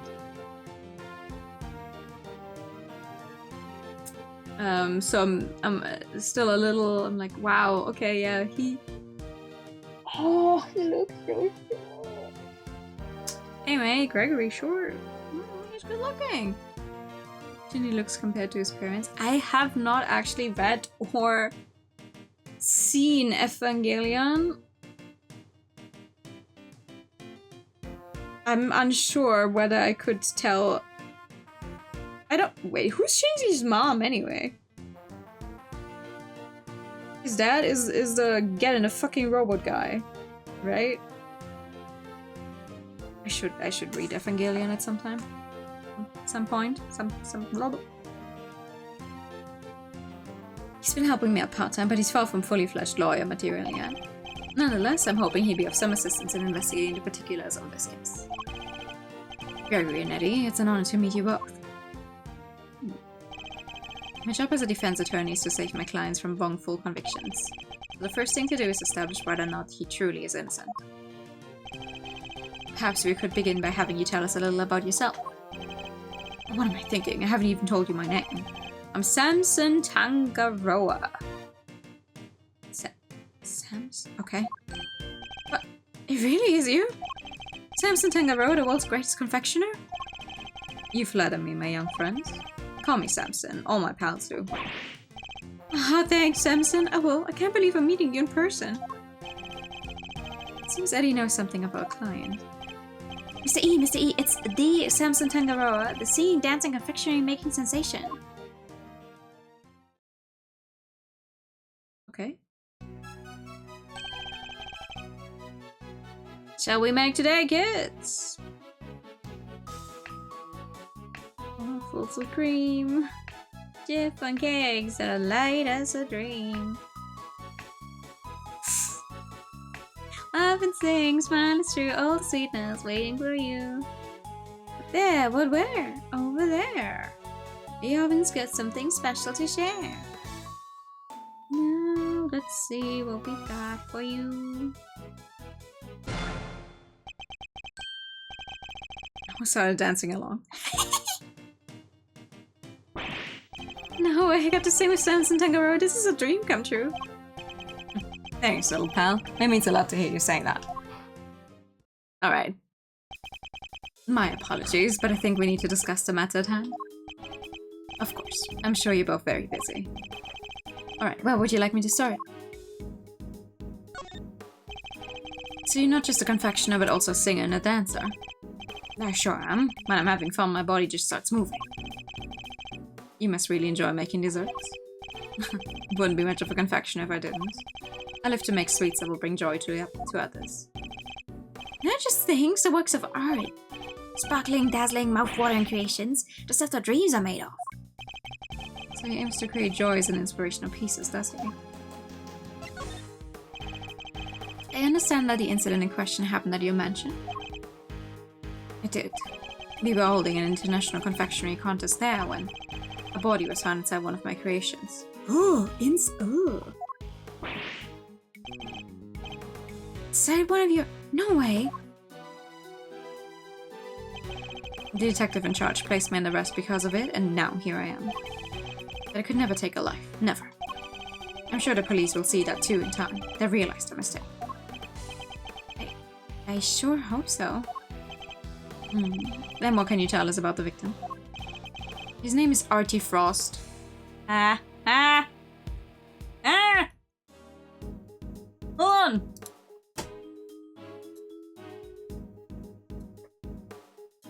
Wait.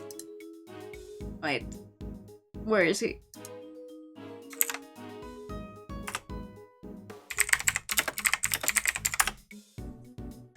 I need to let Artie know that his distant cousin died.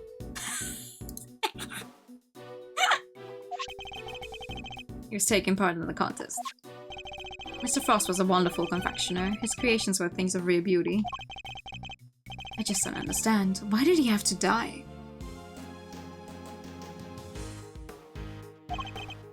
I'm sorry. He seems genuinely upset over the victim's death. I think I have a pretty good measure of the man now. Mr. Tangaroa, there's just one last thing I need to confirm with you. You didn't kill Mr. Frost, correct? Correct. I swear to you I didn't do it. Like I told you, I could never take a life. Never.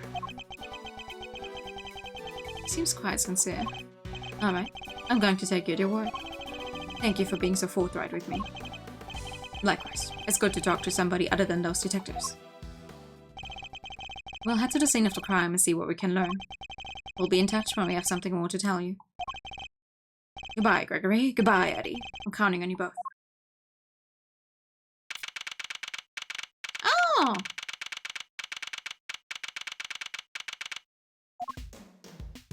It's pretty cold out here, huh, Mr. E? I never saw so much snow. Yes, and it doesn't seem like it will be letting up anytime soon. But just look at this place. What a sweet house Samson's got. It's huge. Yes, big enough to hold an international confectionery contest, no less. Welcome, welcome everyone. Come on in, we'll have some fun. Hi. Oh my god. Oh no. Are you alright? I'm sorry. Would you happen to be Mr. Gregory Edgeworth by any chance? I would. It's a pleasure to meet you. I'm Eddie Fender, Mr. Edgeworth's assistant. Mr. Edgeworth, Mr. Fender, welcome to our humble abode. Judy Bound. It's an honor to meet you both. Judy Bound.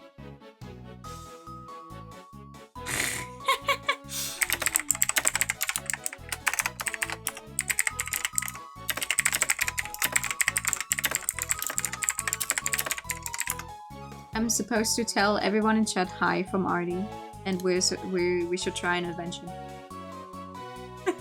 Find out who killed him.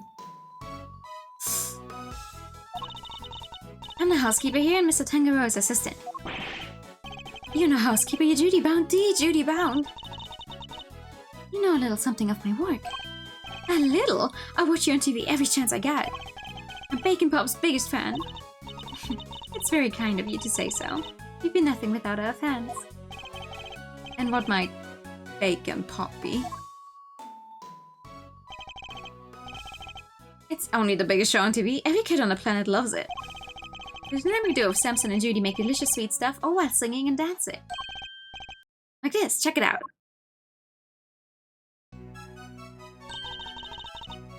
Shall we make today, kids?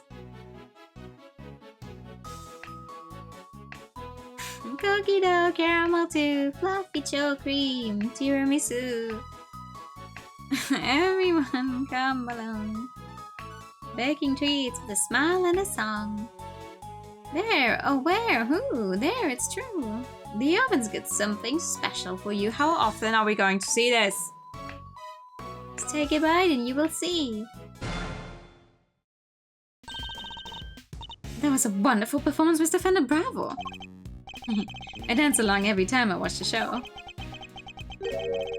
Perhaps Miles might enjoy it too. I'll suggest it later. Oh my god! Miles! There's a new TV show I think you might like. All this dancing really takes it out of a guy.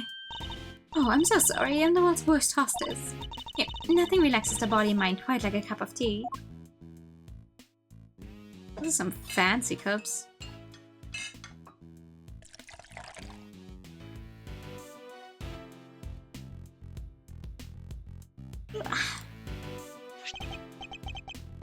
This is Ceylon, correct? It's delicious. Its citrus aroma is said to improve one's ability to concentrate, as I recall. Interesting. So this is what Ceylon tea tastes like, huh? How odd. The sauce is cold. Yes, it's said that the tea cools down more quickly, I'm afraid. Some of our guests don't like it too hot. I see. These teacups are very unique too. The design is really something. You think so? Thank you so much. I ordered them all the way from France. They're my absolute favorite. They were designed by a marvelous sculptor named Paul Halleck. Have you heard of him? No. He makes the most amazing tableware in the world. Clearly a big fan of his work. Well, I am. These teacups are my greatest treasure. She's certainly not afraid to show when she's passionate about something. If you don't mind, Miss Bound, I'd like to move on to the reason we're here. Can you tell us everything you know about the unfortunate incident that occurred earlier? Oh, of course. I'm sorry for getting so distracted. I guess I'm still in shock. Because I'm the one who found the body, you see. You discovered the victim. Is it true that the body was recovered from inside one of Mr. Tangaroa's creations? It is. We were in the middle of the contest's final judgment phase when I heard the sound of something big collapsing coming from Samson's room. Ooh. Samson, are you in here?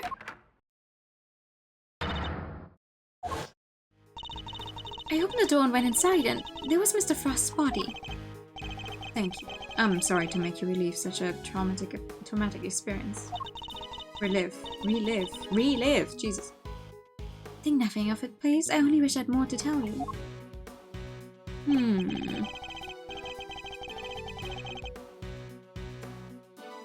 Now, if you don't mind, Miss Bound, I'd like to begin our investigation of the crime scene.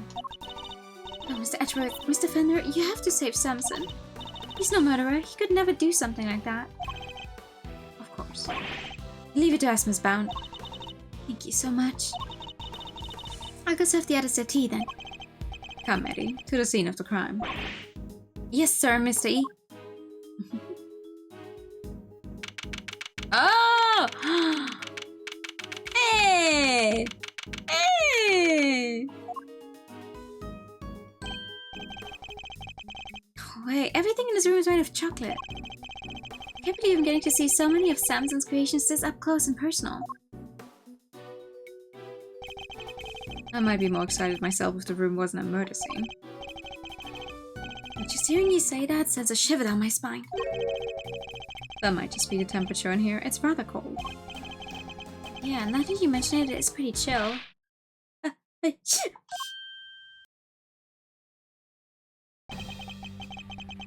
Any fans on the scene already? That was fast. He didn't have a bunch of bullet holes in his outfit yet. A pleasure to meet you, Gregory Edgeworth. I'm representing Mr. Tangaroa. This is my assistant, Eddie Fender. Nice to meet you. Bad. Detective Taro Bad. Detective in charge is named Bad, a man of few words. Something about this just doesn't taste right.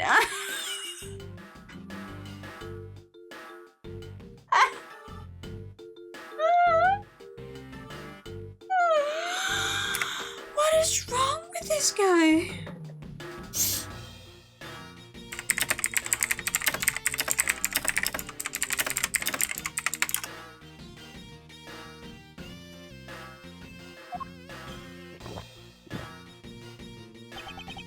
You're eating your notepaper? He likes to chew over his thoughts rather literally, I'm afraid. It helps him to digest and remember them. Oh, stop, please. It's a little quirk of his. Please try to ignore it. Although I'd be the first to admit that's easier said than done. With introductions out of the way, Detective Bad, would you mind if we joined you in investigating the scene? Sorry, not gonna happen. What? How come? Miss Edgeworth is Mr. Tangaroa's attorney. Yeah, attorneys will do anything to get him off the hook, even with words in a client's mouth. Think I need that on my crime scene? Mr. Edgeworth would never do something like that. I don't trust attorneys. Okay, I get. Detective, you established my client's supposed guilt based on an investigation of the crime scene, correct? That's usually how it works, yeah. What of it? Then extend me the same courtesy. I believe he's innocent, and I would like the chance to prove it. You believe he's innocent? You didn't even see the scene yet. That's some flimsy lawyering. That's exactly why I wish to see the scene for myself. I need to ensure that my belief is based on solid evidence and sound reasoning. You about to tell me you're not leaving until I let you look over the scene? I am. Fine. Knock yourselves out. Thank you, Detective. But I'm coming around with you. Like I said, I don't trust attorneys. If you go with that, go ahead and get to it. That was a lollipop this whole time? I must admit I didn't see that coming either. We better get started then. I'll need you to take notes, Eddie. Alright, Mr. E. Let's get this over with. What are you doing? What are you investigating, officer? Sir, I was just taking the temperature of the water here. And what have you learned? Oh, it's warm, sir. The steam in each room flows into the main fountain, and then the water circulated back to the rooms. Unusual to say the least. I've never seen a house quite like this one. Rich folks, they're all crazy. That is so true.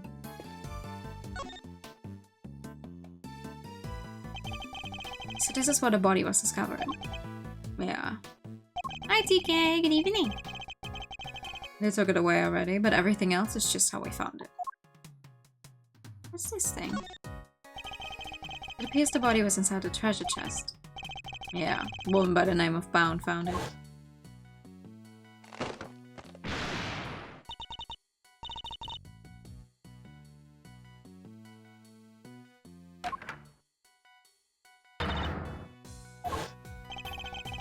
Seems she heard something breaking and came in to see what it was. Only we had just a little more information. There's something else in here. Oh, looks like a seal of some kind with somebody's initials and an intricate shape carved into it. Is it for making those fancy wax things and documents? Do you think it belongs to the victim? No idea, but it's gotta get logged anyway, so I'll take that. The seal was found near the body when it was discovered. What could the design signify? Alright.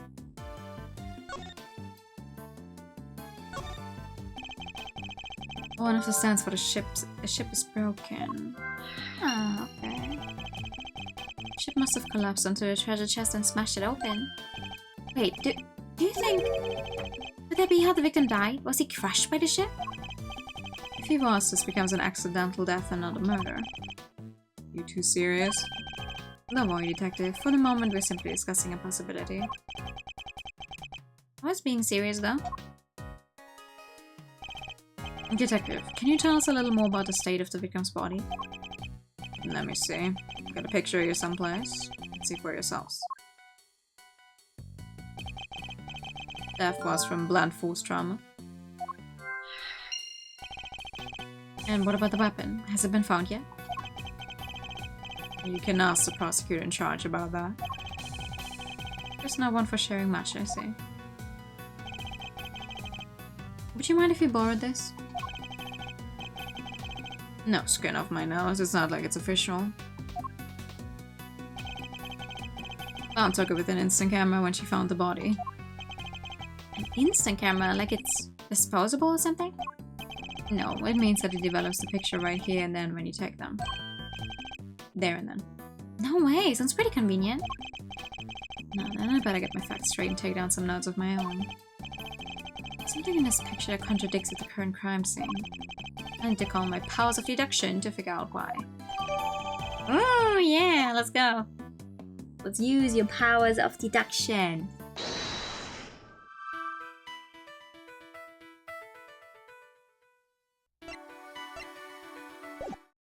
No, wait. How do I do that? How am I going to use your powers of deduction? Anything that catches my attention.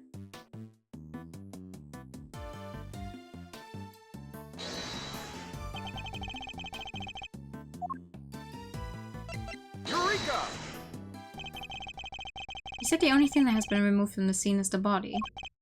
Yeah, that and the piece of cloth it was wrapped in. But something here doesn't quite add up. It doesn't. Take another look at the scene in front of us, detective. A very conspicuous pool of blood that should be here is clearly missing. You're right. I don't remember anybody mentioning they removed the blood along with the body. Let me check with forensics. What is it, Mr. E? What did you figure out? I compared a treasure chest in a photograph to the real thing. In the picture, the solid chocolate bottom continues underneath the deceased's head. And yeah, that part of the chest is now gone. Oh, with blood all over it. Exactly. So did the police remove it? Or perhaps the killer?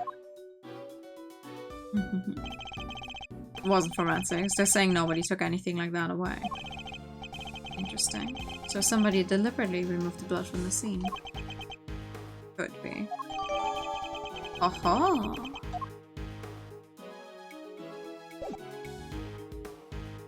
Well, that's not good.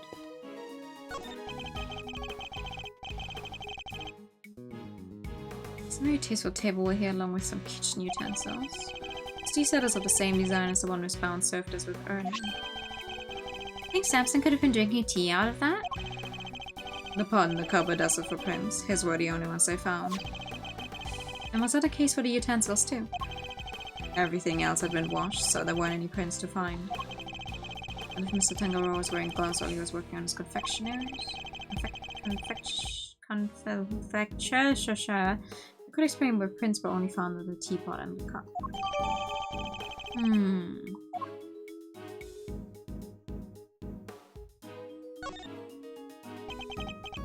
Oh, no, sorry, I didn't want... Hold on. This was what I wanted.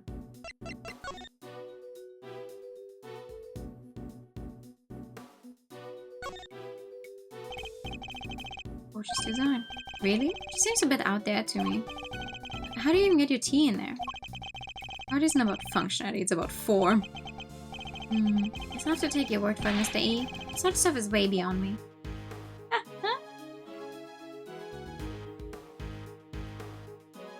Oh! There's something standing on the bottom. It says PH.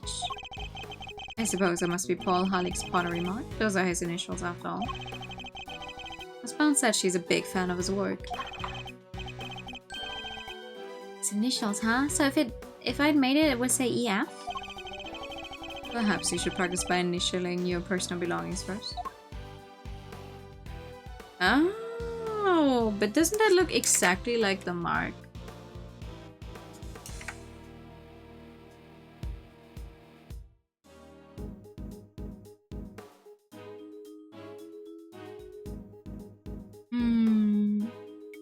Why am I so zoomed in anyway?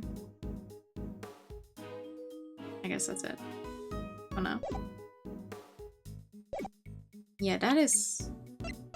Yeah, that is most definitely his seal. Hey! And you are?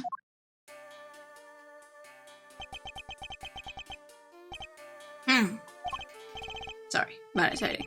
You want something, detective? Oh, I'm an attorney, not a detective. Gregory Edgeworth. A pleasure to meet you. And I'm his assistant, Eddie Fender. I see. Name's Carmelo Gusto. I'm a confectioner, here for the contest.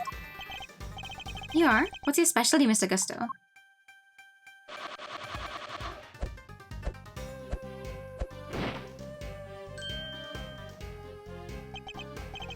The art of hair and sugar. What? No way, look at that! It's a little baby seahorse. It's a dragon. A noble, soaring creature of the skies. Yeah. That's a dragon? It does look more aquatic than airborne. No need to sugarcoat it. My design sense is weak. I know that better than anybody. That's why I'm heading to Shengfa when this is all over. I need to train hard. Perhaps we should get off the subject of his design sense for now. So, what are you doing in here, Mr. Gusto? I didn't think they were allowing civilians on the scene yet. I wanted to know more about one of the pieces in here. And seeing as he's a contestant, perhaps I should ask him a few questions of my own. Alright. Those are some interesting implements you use, Mr. Gusto.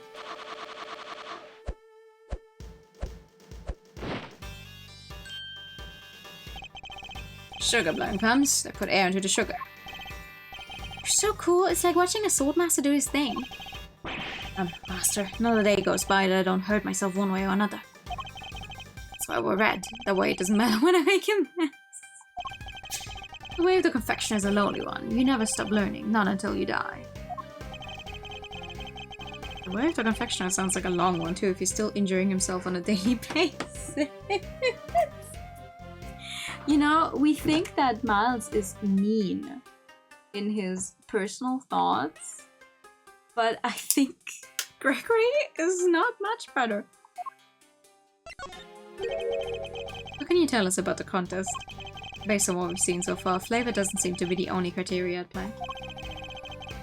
Contest was Tangarora's idea, it's about art. Confectionery is art. Confectionery is art. Art you can eat, every part of it. Every single item in this room is edible. The whole place does kind of smell like chocolate. Tangaroa is a genius, a once-in-a-generation talent. Flavor and flair, he has it all. If you can't outdo the god of confections himself, you can't win. I don't know, man. Beating out the greatest in the world seems kind of hard, yeah? As it should be. Whoever beats him becomes the greatest in turn. That's the real prize here, nothing else matters. So you're competing for a title, effectively. And the treasure. The ultimate cookbook. Tangaroa's most prized possession. If you want to know more, it's all written down here. It's a list of rules that was given out to contestants. Oh, yeah? Let me see. The ultimate cookbook! Title of world's greatest confectioner. Judging will proceed clockwise from the leftmost room. All contestants together in Mr. Tangaroa's room when judging ends. Non-confectionery items may not be used as decorations, stands, and display materials will be provided. Contestants may not enter another contestant's room until judging has been completed. Okay. Makes sense. Sorry, I don't know much about what happened. I only heard about it after the judging was over. How was the judging organized? It started at 3 p.m. Tangaroa began making the rounds right around then.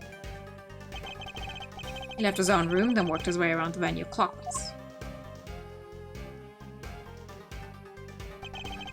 My creations were the first to be judged. After that, he went to Scott's room. She's another one of the contestants. What can you tell us about her? Ruthless, brutal. There's nothing she wouldn't do to win. She was working with Crane, some kind of dreamscape.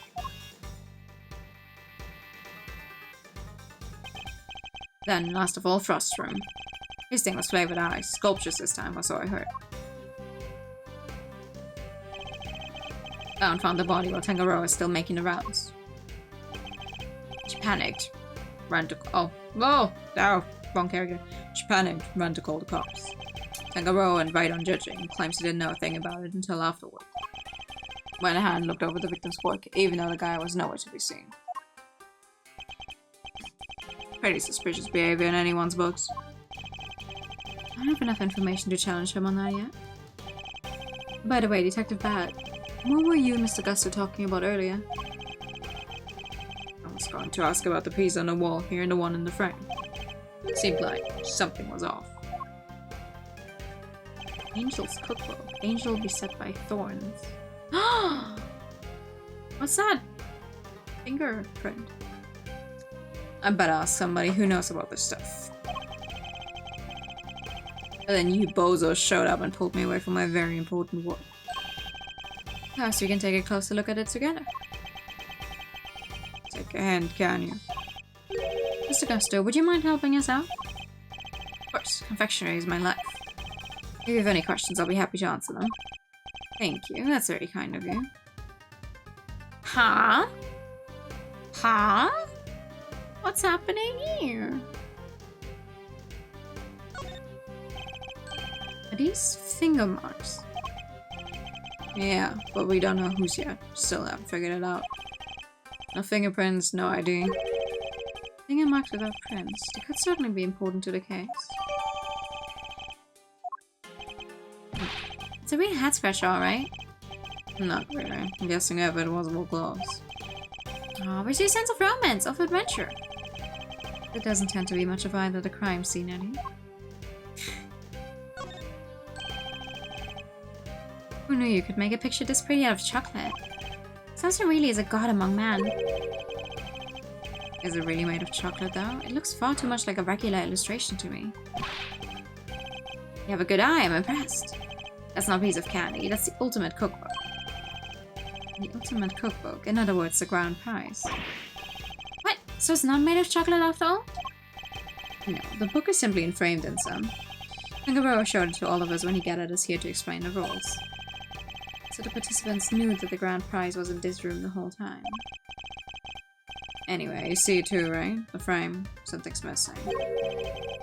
The other detective that I was going to ask Mr. Gusto about earlier, yes. You're right, detective. Something is missing from this frame. So it's not just me. What's missing? Better show Eddie which part of the frame is missing some chocolate. This part. Take that! Look at the decorative work in the corner here. Something's missing, no? Oh yeah, it's different from the other side. That's not like Tangaroa. The balances are wrong. But that's not all. Take a look around. Every confectioner's room is missing some small bit. You're right, the candle holder, the nautical stuff, they're all like that. Did somebody deliberately damage them? The Fantasization Gregory was voiced by Procedy. Eh?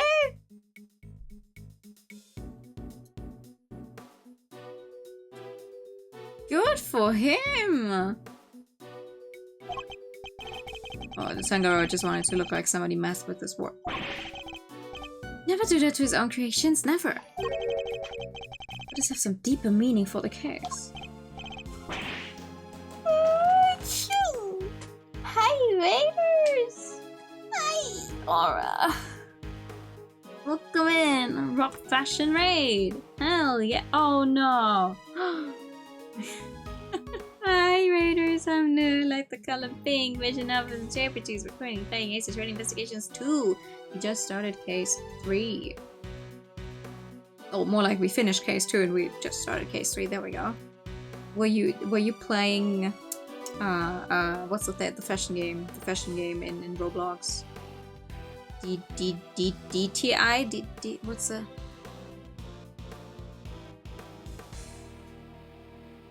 Dressing to impress... Yes.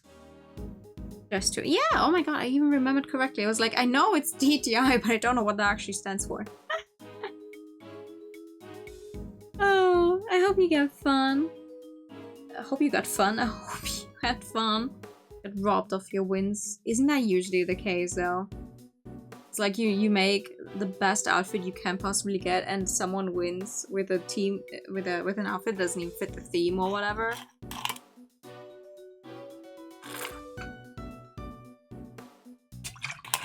I'm glad you had fun. Come in. You're right, Eddie. Yeah, it sure is chilly in here. Yes, it wasn't exactly warm out in the fountain room either. But it's even colder in here. Would you like to borrow my jacket? No, I'm fine. And besides, you said you'd give it to me when I finally got my attorney's badge. I did, didn't I? Why do they have the heat down so low? Because this entire room is filled with chocolate creations? And they would all start melting? Probably? Chocolate needs to be kept at the right temperature. Take a look behind that panel on the wall. What panel? There is no way it had Fahrenheit in there in the original Japanese CG. Don't fuck with me. No one. No, absolutely not. Fuck off. How much is that? 15. That's not even that cold. Come on. Get over yourself. 15. 15 degrees Celsius. Come on. These guys are acting like it's minus degrees. Dad, I was here this whole time. There's one in each of the contest rooms. Takarawa hid them so they wouldn't spoil the aesthetic of our works. And what do the controls do? They adjust the temperature and the lighting. It goes all the way down to minus 22 degrees Fahrenheit. Cold enough to keep any confectionery from melting. I am going to fucking...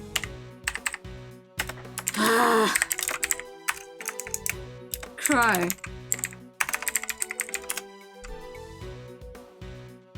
Minus 30. Okay. Good.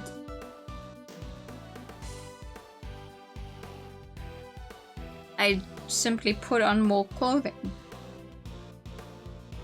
I mean, frankly, I don't know how warm it is in my room right now. Outside, it has 10 degrees, apparently. Obviously, 15 is not something you would be relaxing in, but on the other hand, it's also like they're still dressed in street clothes and everything, so it's not like something you couldn't handle. So in effect, each room is a giant freezer. It's 59 degrees in here, no wonder I'm cold. Hey, Detective Bat, you mind if we turn it up a little? Preservation of the crime scene is the foundation of detective work. But I'm not a detective. The same goes for attorneys, Eddie. We must never disturb the scene of the crime. Get used to the cold, it's all part of your training. Chocolate needs to be kept between 59 and 65 degrees, there's no way around it. You know the temperature by heart, huh? Guess it is your job. It's the very least I should know. Any real confectioner should be able to tell you that and more. Alright. What about lollipops? Free. If it's not too hot or too humid, a lollipop should be fine just about anywhere. Cream needs to be kept at around 50 degrees. Needs to watch out for heat and humidity, huh? Duly noted. Detective Bad kinda brightened up when he was talking about lollipops, didn't he? I suppose he must be very fond of them. I don't believe there's any more to be found here. Sure. Okay. Let's see.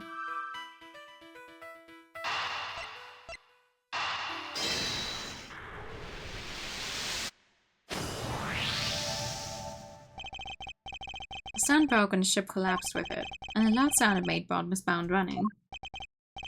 Yeah, except the ship had already keeled over by the time she got in here. But why did the stand collapse? What caused it to break?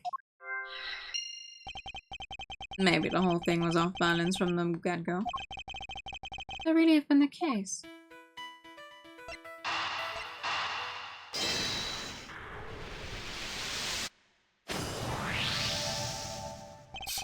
All of Mr. Tangaroa's creations are missing a little piece each, including one of the stands that was holding up the ship. Somebody really went all out. Do you think it could have been a killer? Certainly a possibility. Either way, I think we can safely say the stand was damaged in our mystery person's tampering spree. And when it broke, the ship fell and smashed open the treasure chest, which would have remained closed otherwise. But then I wonder if this...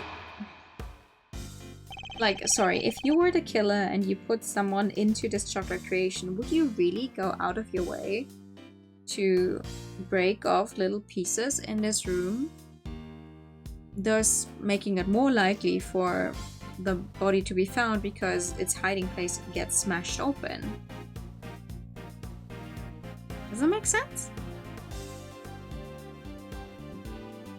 Think about down here for now. Well, if I wasn't convinced before, I am now. Tangaroa did it, no two ways about it. What do you mean? All the rooms in this place lock from the inside. The only way to unlock them from the outside is with this key. Let's see, and who had access to that key? Who do you think? Tangaroa. And it's the only one, there aren't any copies.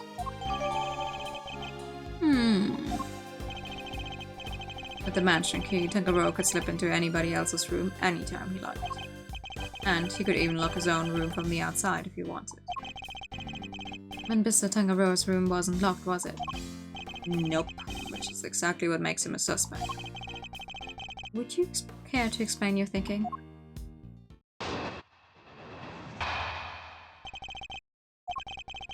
If the door had been locked when the body was found, Tangaroa would have been the obvious suspect. Which is why he deliberately didn't lock his room. And why he smashed in the lid of the treasure chest so the body was on full display. Everyone was supposed to gather in his room when the judging finished up. So he made it look like the murder happened while he wasn't there. The one thing he didn't plan on was Bound finding the body. Anyway, that's my thinking on this whole thing. Good enough for you, Mr. Attorney. Do you also believe it was Mr. Tangaroa who damaged the other pieces in his room?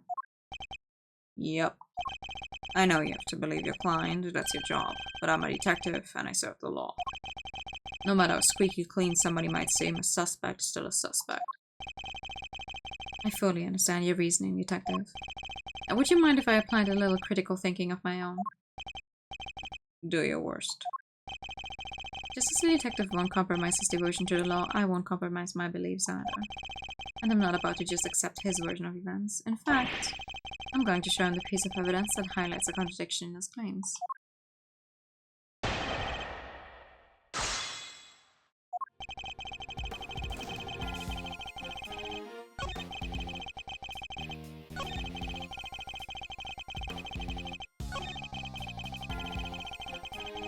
Hold it! You're trusting me again in Mr. Augusta's room, correct? Yeah. Kinda wanted to check his hard candy stuff out myself.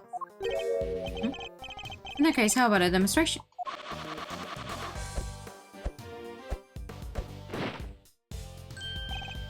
Well, it's you, detective.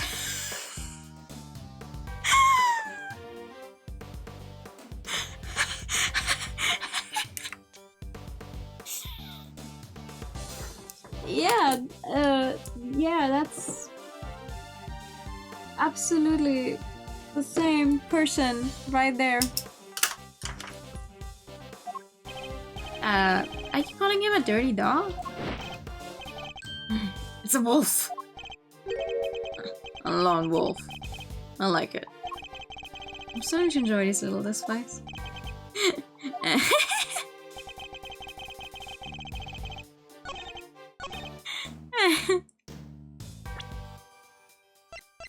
Objection! That's so cute though. We've established that the body was hidden inside the chest, and that Miss Bound only came running into this room when she heard a sound. It seems reasonable to infer that the sound was that of the chocolate boat collapsing. Sure, seems likely based on the evidence. And yet you assert that it was Mr. Tangaroa who had smashed the lid of the chest. I believe this photo makes it clear that it was a ship that did the smashing. And if that had occurred only moments before Miss Bound had entered the room, then it couldn't have been broken by Mr. Tangaroa, who was out judging the contest at the time. I never saw he did it then and there. But then something to the stance of collapse when he was in the middle of judging. Objection! Have you any way of proving that assertion? Nope. But the investigation isn't over yet, there's still time. So he doesn't have anything conclusive. Have you found any prints in his room besides those of Mr. Tangaroa? Yep, on the door. Well, we found Tangaroa's and Frost's prints on there too. We were all brought in here for a briefing, right before we started working our creations. Those prints are probably from then. I take it you haven't checked any of Mr. Tangaroa's works for prints yet? Why would... We know that somebody tampered with them. Therefore, it's possible they left some prints behind when they did so. I wonder what he's reaching for. We know, like, in the times we've seen him, he had this little compact mirror in there. But at this point in time, he wouldn't have a need for the mirror yet, right?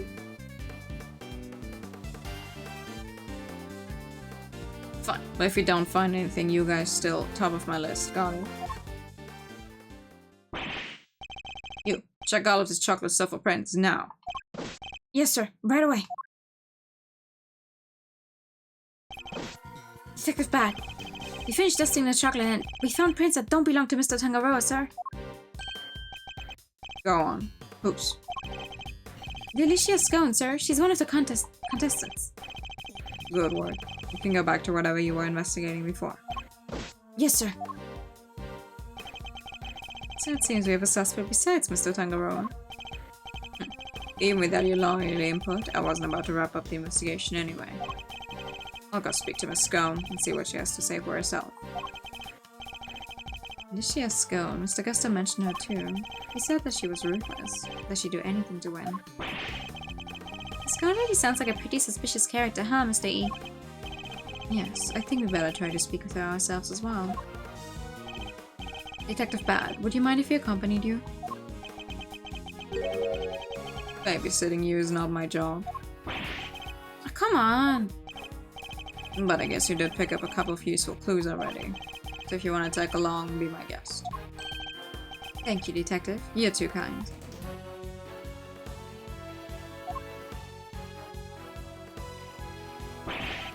Detective Bad, sir. I don't think that's such a good idea. The lead prosecutor's still busy in there. Fine. Me and him don't exactly see eye to eye anyhow. Who is this him? Who did they assign the case to? Manfred von Karma. What? They gave it to von Karma? He hasn't lost a case in 25 years. Manfred von Karma, a living legend over at the prosecutor's office. We've never faced one another in the courtroom, but I've heard plenty of stories. They say he'll do anything to ensure a guilty verdict. But I can't let that distract me. For now, I need only continue to do what I believe is right. Oh. Do I have the energy? Do I have the energy to handle a von Karma right now? Or should I put a stop here? and then we'll get fresh into it, because I feel like we're not gonna get a good stopping point again if I go in there now. Ah, no.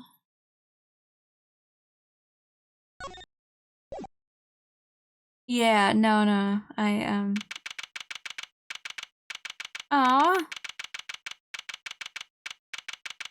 Well, just looking at her, she seems nice, but you never know with these games, you never know. Thank you for the pat. Oh boy. Okay, so... Wait, can I want to look something up in the gallery while we're here. Before I forget.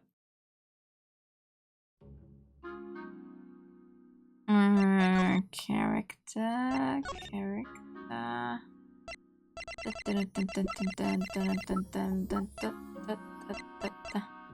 Yeah.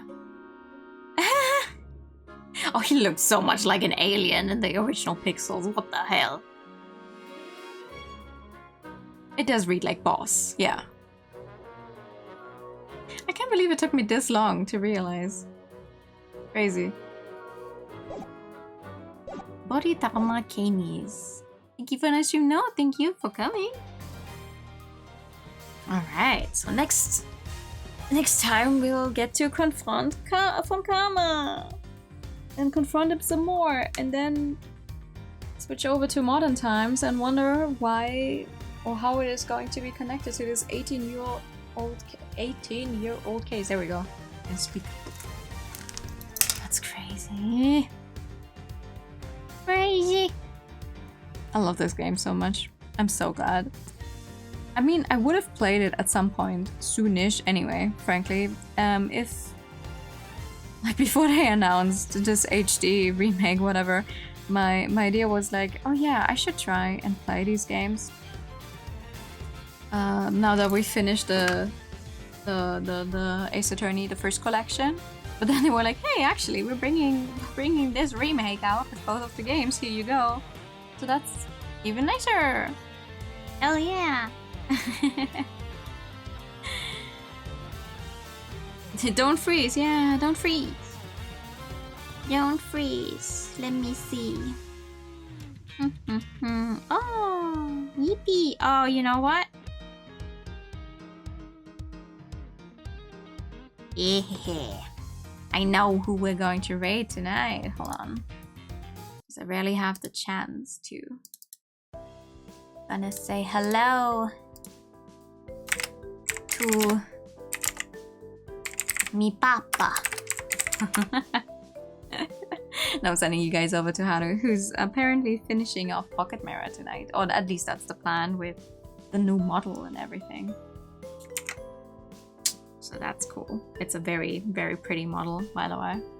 So everyone say hello to my parent.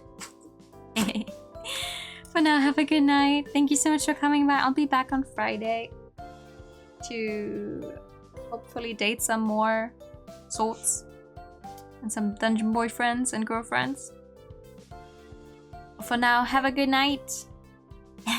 And bye-bye. Bye-bye.